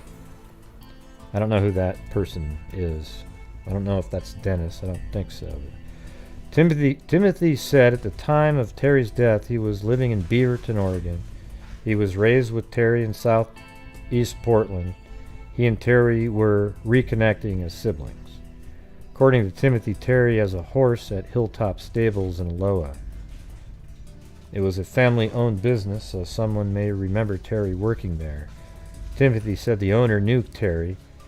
Their mother, Molly Foster, may remember the name of the stable owner. Timothy felt a guy working at the stables may be involved with Terry's death. Timothy did not remember the man's name.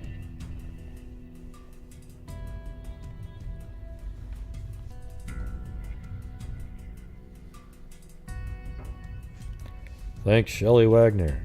Timothy was also concerned about a half-brother, James B. Foster.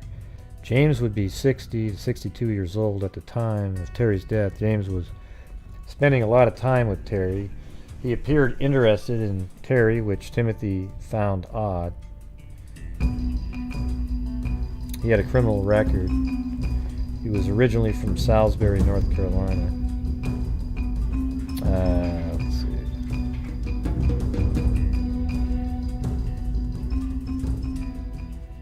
Great work, Gray. Thank you. Well, thank you. Millie Foster explained on the night of December 24th, 1977, the family was at their home. Her husband, Andrew R. Foster, answered the phone. Let's see. Millie Foster explained on the night of December 24th, the family was at their home. Her husband, Andrew R. Foster, answered the phone and did not tell anyone what the call was about. She learned of Terry's death from Betty, the wife of James Foster, in 1977, later that night. I don't even know what that means. Betty called after everyone had left the home. She had learned from James. Millie thought Andrew was trying to allow the family to celebrate Christmas Eve without the knowledge of the murder. Makes sense. A couple nights before Terry's death, Terry was over with Fawn, her daughter, for Christmas dinner because Terry had to work on Christmas. Millie gave Terry a $100 check, possibly a First Interstate Bank check at Lombard. Millie did not know of Terry's plans. She did not know about a Christmas Eve party being thrown by Terry's co-workers. Millie did not know if Terry had a boyfriend. Millie explained Terry lived in Vancouver and did not visit often.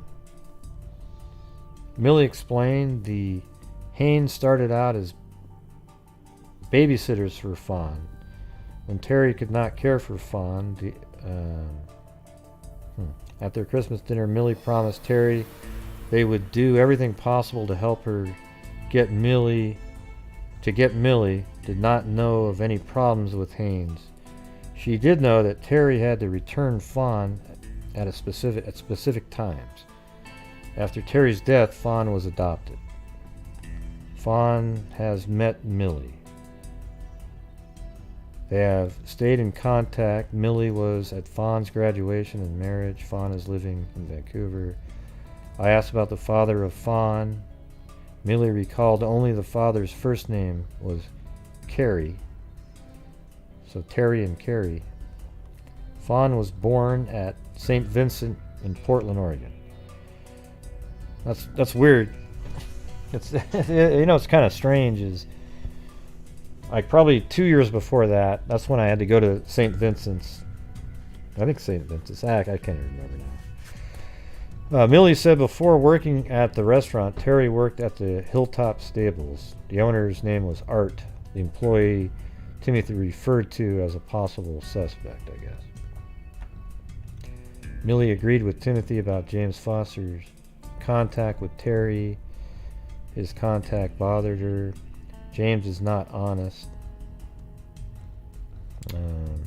I don't know who's saying that. Some of this stuff, I don't know. It's weird when you read it, you sort of wonder if, it's in these documents, but, I don't want, do you want to cause problems with these relatives knowing that somebody else said something about them in these documents? I don't know.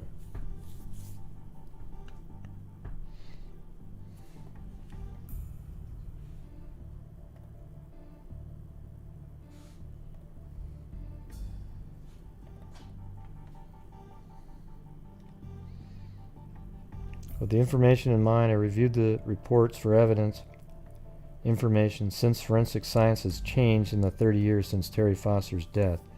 I identified 11 items of evidence to send to WSP crime laboratories. 2 vials of blood from Dennis David. Hair standards from Dennis David. Pubic hair from Dennis David. Vaginal and urine sample from Terri Foster. Glass slide with 1 hair. Pubic hair standards from Terri Foster. Fingernail scrapings of Terri Foster's right hand. Fingernail scrapings of Terri Foster's left hand. Head hair standards. You would think if the scratches on Dennis were from her, his profile would have been under her fingernails. Yeah, we don't know who she was going to go meet on foot. That's the thing. On July 20th, 2006, I sent the listed items to WSP Crime Laboratory. On April 5th, 2007, James Curry, a forensic scientist, contacted me about a consumption letter for the analysis of evidence. In order to process some of the evidence for DNA, Mr. Curry would have to consume, oh man, that's terrible, the entire sample. I contacted the prosecuting attorney's office about the consumption letter. Since no criminal charges have been filed, I was told I could send a letter authorizing the consumption of the evidence. I faxed the consumption letter to James Curry on April 5th, 2007. Yeah, boy. Jeez. Used it all up. On July 17th, 2008, I received a fax WSP Crime Laboratory report from James Curry. According to James Curry's report, blood was found on the collar of the long-sleeve shirt. Only a trace amount of DNA of limited genetic information. So if they kept any of that, though, with the technology they have now, they could do something with it.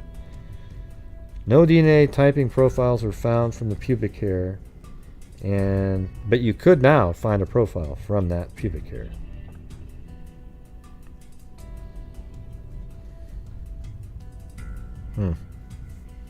Crazy.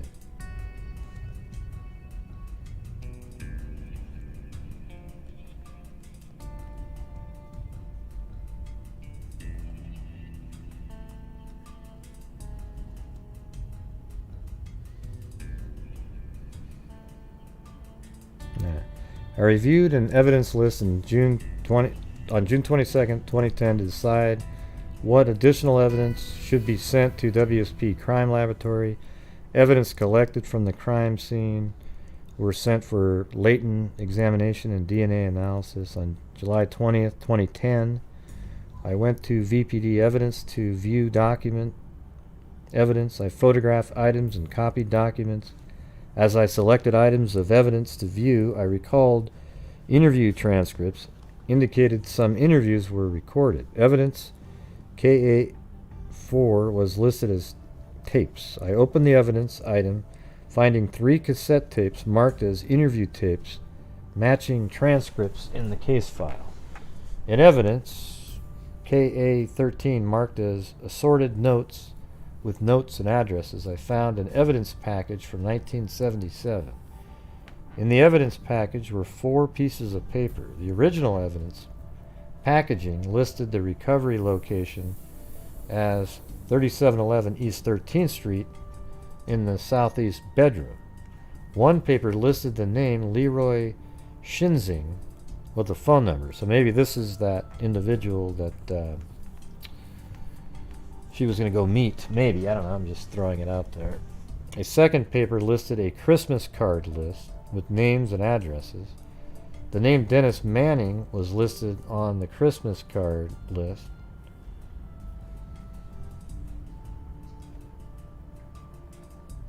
Hold on.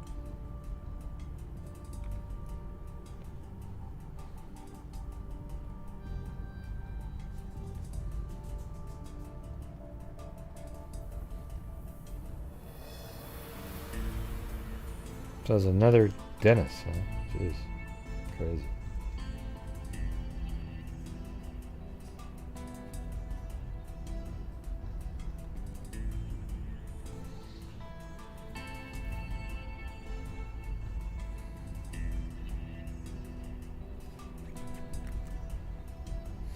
Alright, the name Dennis Manning was listed on the Christmas card list in Terry's purse. The third paper appeared to be a score sheet with Denny's social security number on the back. The last paper is a medical receipt for Terry dated October 13th, 1977. I recalled in reading the transcript of the interview with Kevin Shriko that Terry had an ex-boyfriend named Dennis Manning. According to interview transcripts of Barbara Eddy and Raymond Eddy, that's where they lived. That's where she lived, right? So Barbara was the wife of Shriko, and Raymond Eddy was her son, and Shriko is the stepfather of Raymond. A subject named Dennis came to... Okay, so a person named Dennis came to 3711 East 13th Street asking for Terry. Barbara Eddy wrote a note about the visit. You know what they could do is, if they could get a sample of DNA from the... I don't know if that's the father of the child, but if it is, they could get a sample from the child and they could relate it to this Dennis person if it matches the DNA profile in the assault. Wrote a note about the visit for Terry, which was reportedly given to her after she arrived. Okay, let me do this part again. According to interview transcripts of Barbara Eddy and Raymond Eddy, a subject named Dennis... Okay, well, this could be the Dennis that we were originally talking about. Okay, yeah, I think this is the original Dennis now, not the former... not the former boyfriend, you know. Asking for Terry. Barbara Eddy wrote a note about the visit for Terry. Yeah, so this is what we were already described earlier. Okay, so this is the original Terry, Dennis, not Dennis Manning. All right. Oh, that's kind of confusing. Let me see what's going on here. Barbara Eddy wrote a note about the visit to Terry, which was reportedly given to her after she arrived home at 2 o'clock in the morning. So when she got home at 2 o'clock in the morning, she got a message for somebody named Dennis. The note state Dennis would be at his sister's home. So that is the other Dennis. The sister who works at Edelweiss, and this is the Dennis that's from California. Special Report 32671 is an interview with Kevin Shriko. Kevin stated he met Terry through Dennis Manning, her previous boyfriend, I guess. Terry was living with Dennis. In the special report dated April 5th, 1978, there is a note listed in the in the name Dennis Manning. The note included the names Kevin Shriko and Sam Manning. Okay. In attempting to identify and locate information on Dennis Manning, I found a Washington driver's license for Dennis J. Manning in Bingen, Washington. The social security number listed in the driver's license record for Dennis Manning matched the one listed on the score sheet. Oh, that's interesting. So that she had his social security number. And why would she have that? That would make me think that he was the father. I don't know. According to a report on December 25th, 1977, Special Report 326694, James Gullifer found Terry's wallet on December 24th, 1977, approximately 50 feet north of the intersection of Detroit Way and Indiana Drive. Evidence, KAA 19 was a wallet. Opening the package, I saw the original evidence packaging that contained a purple wallet with floral designs marked as being from Detroit, Indiana. That's the street. I removed the wallet. In the wallet, I found social security cards for Terri Foster and her daughter Fawn. Many pictures were found, which I photographed. I copied all other documents in the wallet, which included business cards, notes, food stamp, credit coupons, and a Portland Community College membership card. I packaged the empty wallet separately for potential touch DNA analysis. According to a report by Officer Ringstead on December 24th, 1977, at 4:30 in the morning, Carl Pullman found a purse in the roadway in front of 7215 Indiana Drive with its contents on the street. So it was the purse, and then the contents were all strewn around on the street. I photographed the purse. Removing the contents, I photographed the personal belongings and copied documents. In the purse was a receipt dated January 24th, 1978 for the release of paycheck stubs, discount cards, medical cards, a vehicle registration, birth certificate, and assorted doctor bills to Andrew Foster, who I identified as Terry's father. In the purse were many notes, food stamp, credit coupons, and an instruction permit for Terry, Fred Meyer coupons, letter to Charles Foster, receipts, baby health record book, and a home seeker's form. I packaged the empty purse separately. Evidence for potential touch DNA analysis. Let's see. Yeah, because whoever, obviously the killer touched those items, All three of the jeans, of course the jeans were washed, though. Evidence was listed as notes from the purse. Opening the package, I found 1977 package with 2 notes listed as being from the purse. One listed the name Ray Chipman with a phone number, and the other note listed the name Terry Fierro with the address 3711 East 13th Street. That's weird because that's like her name, and that's where she's living. So I wonder why it said Terri Fierro. Did she have a false name? I mean, I don't know if that's her. Maybe there's another person named Terri Fierro, but it's a little bit interesting. Let me go back to what was the sentence leading up to that? That was just a note. Huh.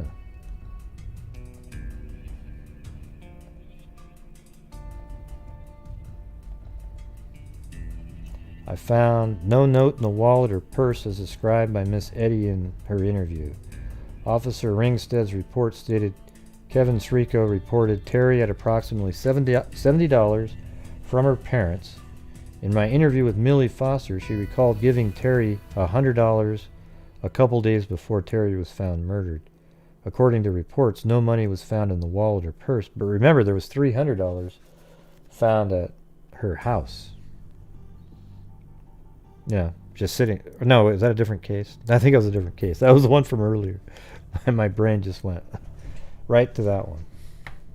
Let's see. Wasn't that earlier? I can't remember now. Was that the one we talked about at lunchtime-ish? Where she had 300? Okay. All right, so the $70 that she had was what was remaining from the 100 that the mother gave her on that check that she must have cashed.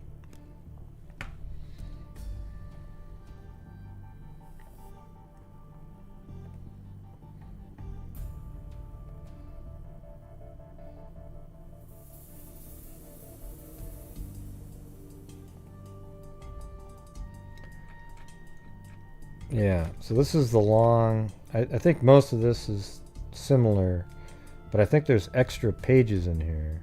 So I'm going to have to figure out what the other 17 are.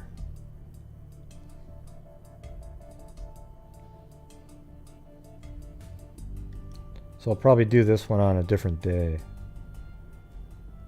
Because this one's 47 pages, and I had 30 pages of individual ones, but I think some of these are the same.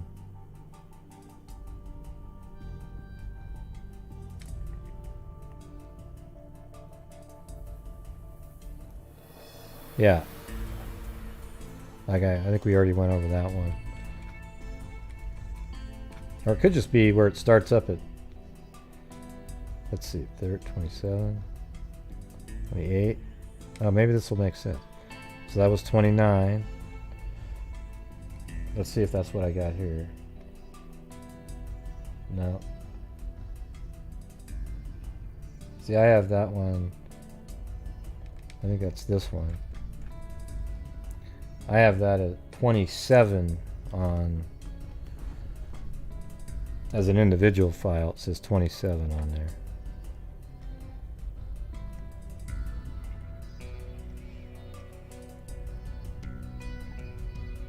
So this is going to be a little bit after this. There'll be some new.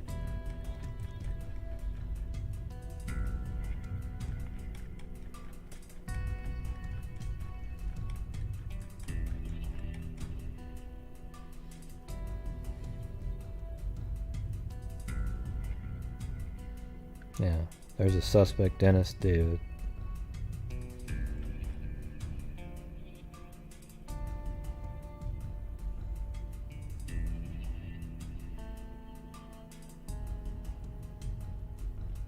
So I think maybe starting here you get some polygraph information.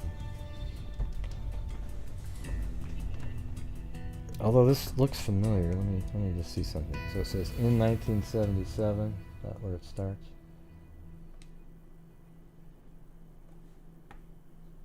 Okay. I just want to see if I've done this one. There's a lot of repetitive information.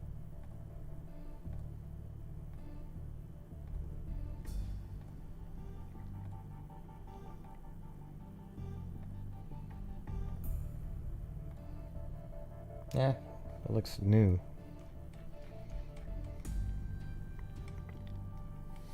Alright, so maybe well, it's either tomorrow or Sunday night.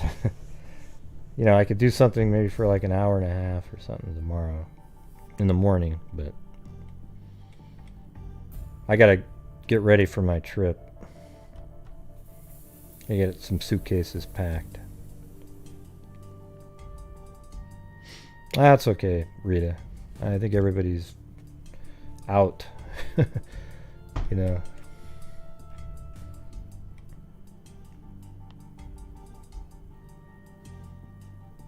Alright, so I'll be starting on page, I think it's 34 would be the next time. And let's see what most of that's documents. Yeah, there's a lot of narrative there, but then there's also those.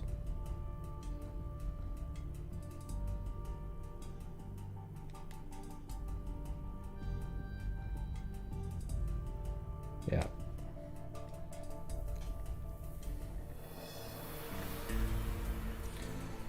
So anyways, I think It doesn't sound like the DNA for some reason matches Dennis, but you know, we've seen those cases before where they test DNA and it doesn't match, but that's because they tested it a long time ago.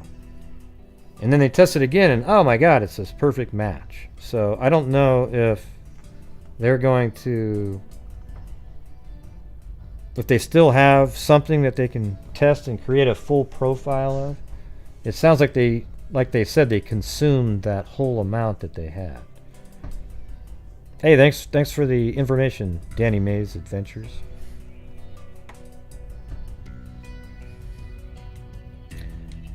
So here's the, you know, the gist of it, I guess. Like, it sounds like she was at work and I don't remember exactly now if it was like Kevin here and his friend Sam picked her up and then drove her home and then took her to Little John's and then they left. Then apparently they went back to get her at Little John's and then took her back home, and then she left the house and she was found dead in the park, face up right here. Her jeans were found right here, and then the wallet was found 50 feet up this road, Detroit Avenue, 50 feet up Detroit Avenue from Indiana. And then a purse was found here, open and everything strewn around on the ground. So that to me means that whoever did this drove, because we know that he was driving. So probably, it looks like it'd be easy just to kind of drive wherever you wanted to. Watch. I know that there's a street view. Okay.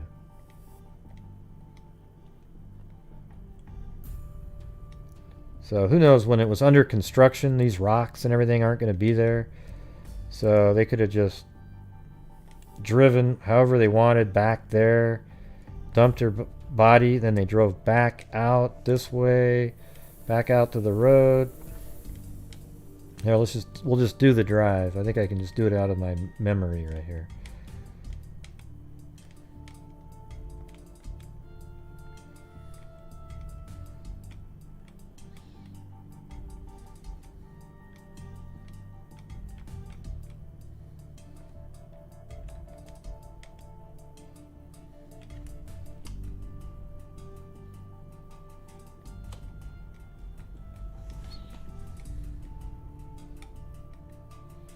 So now we're, like, she was probably found right over there somewhere.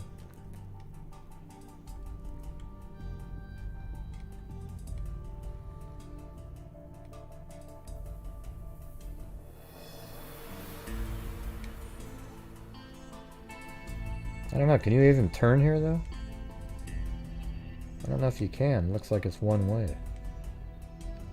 No, you can. That car is parked backwards.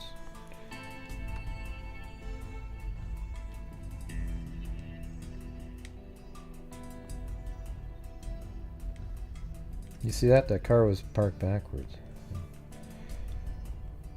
And apparently drove like this.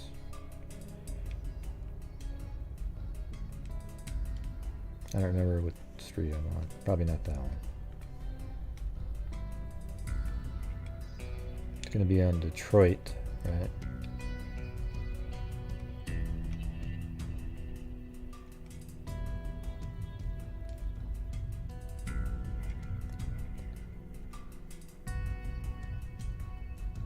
Oh yeah, so it's all the way at the end. It just kind of keeps driving. You don't have to turn. You just keep following it around.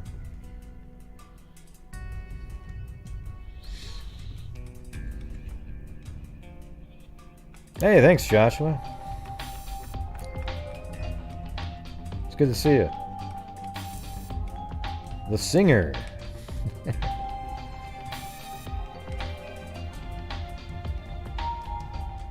So he just drove Been like really this. busy lately. He'd He'll already be back for good. Miss your shows, Gray. Yeah, so back here, thanks, buddy. Right here is where the jean jacket was dumped, right? So then he kept driving down this way and then around this corner. And then the wallet will be 50 feet from the end. Probably was just kind of thumbing, you know, I don't know. I don't know if he just noticed it still in the car and was tossing things, or was looking through to see if, so about right here is where the wallet was. And then the car turned right here. And then I think just, we'll see, right there is where the purse was on the ground, and it was, all the contents was strewn around too. And somehow the guy living in that house found it at 4:30 in the morning. Probably worked early and saw it sitting there, didn't want to back over it or something. And that's it. So I think this then shows that it's highly likely that this person drove like this and quickly wanted to get out of the view of where police might be driving. Right here, and then turns, even though there's no body in the car or anything. But now he's on a neighborhood that police probably drive on once a month. Not even that. He's on that. Throws the jeans out. So obviously, it's hard to know if she was killed inside of his car, or she was killed somewhere else completely, and he loaded her up with all of her items into his own vehicle and then dumped her at the park. It seems more like he took her to the park and probably killed her in his car at the park after sexually assaulting her. And then he pushed her out of the vehicle with his feet, because as we remember, there's no footprints where her body was found, only the tire tracks. So he probably pulled into this park. It was under construction, late at night, Christmas Eve, nobody's going to be out there. He's over here. He could have done that anywhere, though, I'm just saying. But he could have done it right here at the park. Assaulted her, strangled her, punched her in the face, probably punched her in the face, assaulted her, then strangled her, and then he drove his car maybe right near the edge of the woods there, and then sort of kicked her out of the car, and he drove away, and he went, oh shit, I forgot the pants, the wallet, and the purse. And as he's driving away on these back streets here, he dumps out her items, and then eventually he then gets back out on, maybe even right there, gets back out on a main street, because now he has nothing to tie him to her. All right, but he wanted to get rid of any items in his car that led back to, let's say he got pulled over, and then they go, well, whose jeans are these? Whose purse is that? All those things. That makes sense? And then after those items are shed, you get back out onto the main roads, because now you're just a regular person driving around. So, who it was, don't know. I mean, she did have there is a father somewhere of the child. Is that the other Dennis? I don't know. Was it Dennis and the DNA so far just didn't match, but it would now if they retested it? Hard to say.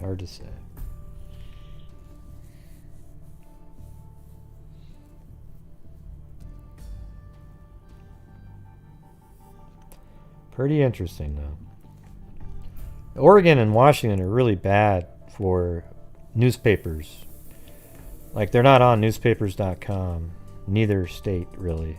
Maybe just some small local papers, but it's horrible. Yeah, I think you have to almost pay for, go to the library or pay for some archiving site that, like a local paper, the Vancouver Times, or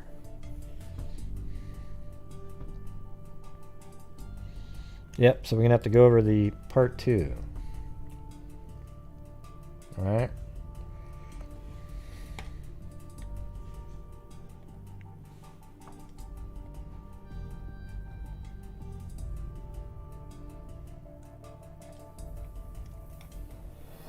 So I think I'm gonna call it a night. I got to get up kind of early.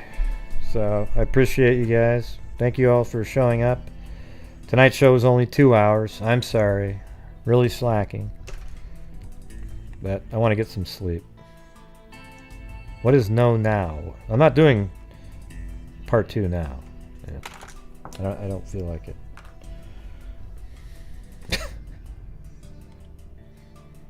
But we'll go over the rest another time. So thank you guys very much for showing up. Wish me luck. Gonna go try to play some golf. I'm supposed to play 2 days in a row. I don't think I can do the second one. I did call the place. They're walking only, but they said that they, I told them my story, and they said I could ride a cart if I needed one, just so I could enjoy it. I think I can walk the first day, but the second day is at 7:30, and I just don't even feel like I'm going to be playing on that one. Yeah.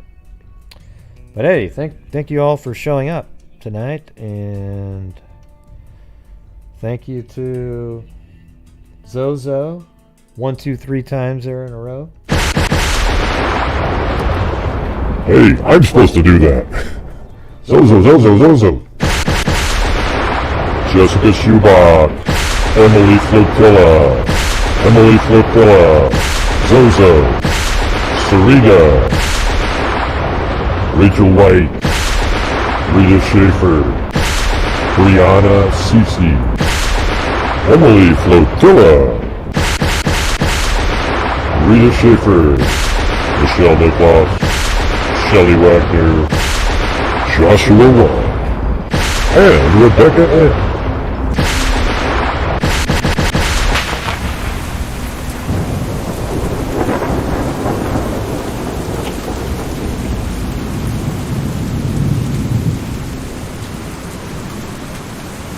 I think I might actually try to get a hold of the brother. I've got his phone number. I found it. So I might try to get a hold of the brother, and I think the mother is actually still alive. She's 90-something. See how it goes. A souvenir? What would it be?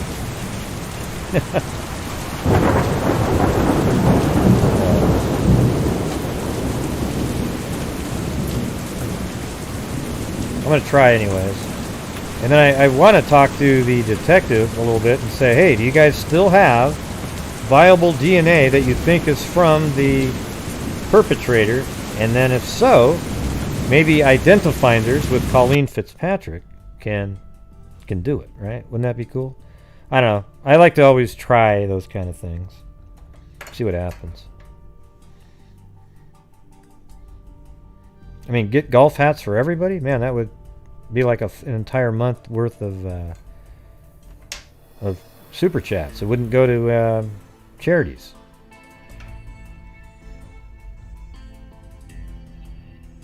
Yeah, they need to do something for sure. Yeah, everything's really expensive at that resort.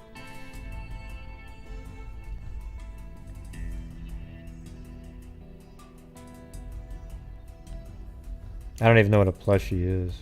Oh well. All right, everybody. Thank you very much. Appreciate it. And we will see you guys possibly, I don't know, probably not tomorrow. I don't know. I might be off 2 days in a row. I'll post on, I'll get you guys updated though in the community section, all right?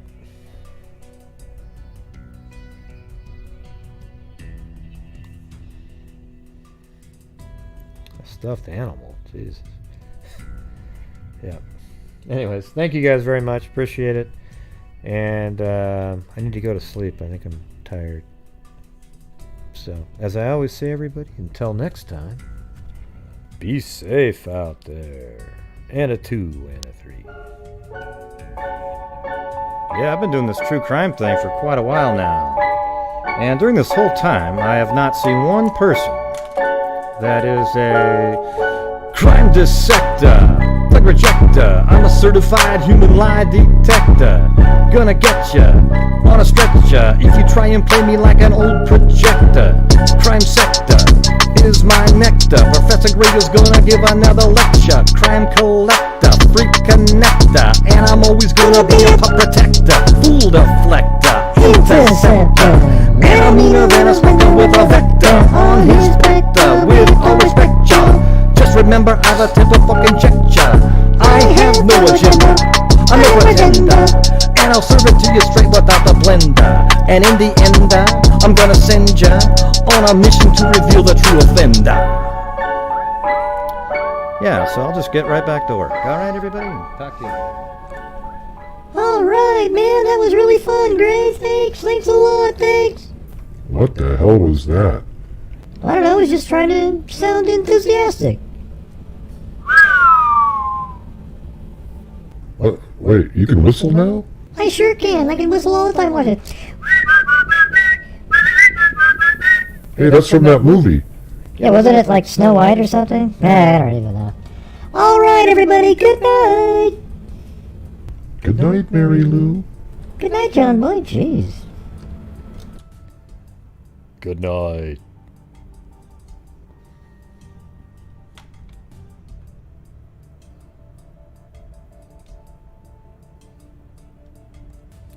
Oh wait, I gotta go play the music for you guys.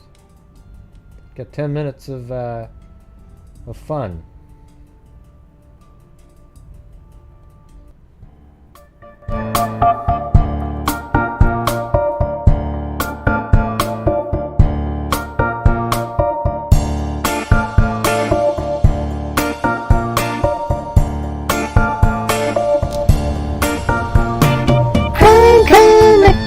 Freaking techno, I'm a certified human lie detector. Gonna get ya on a stretcher. Even crime bugging me like an old projector. Crime sector is my nectar. Professor Gray is gonna give another lecture. Crime connector, freak connector, and I'm always gonna be a puppet vector. Fool reflector, interceptor.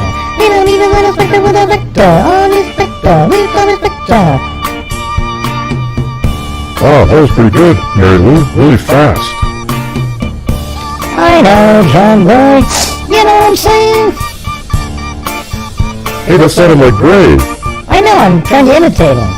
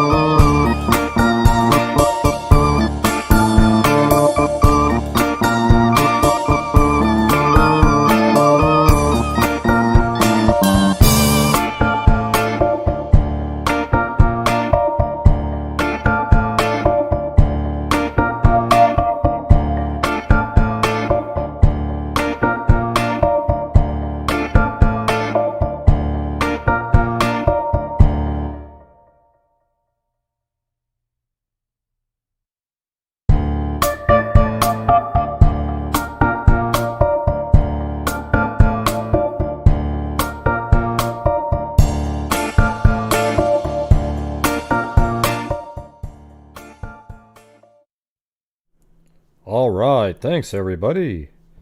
We'll see you guys soon. All right. So be safe out there.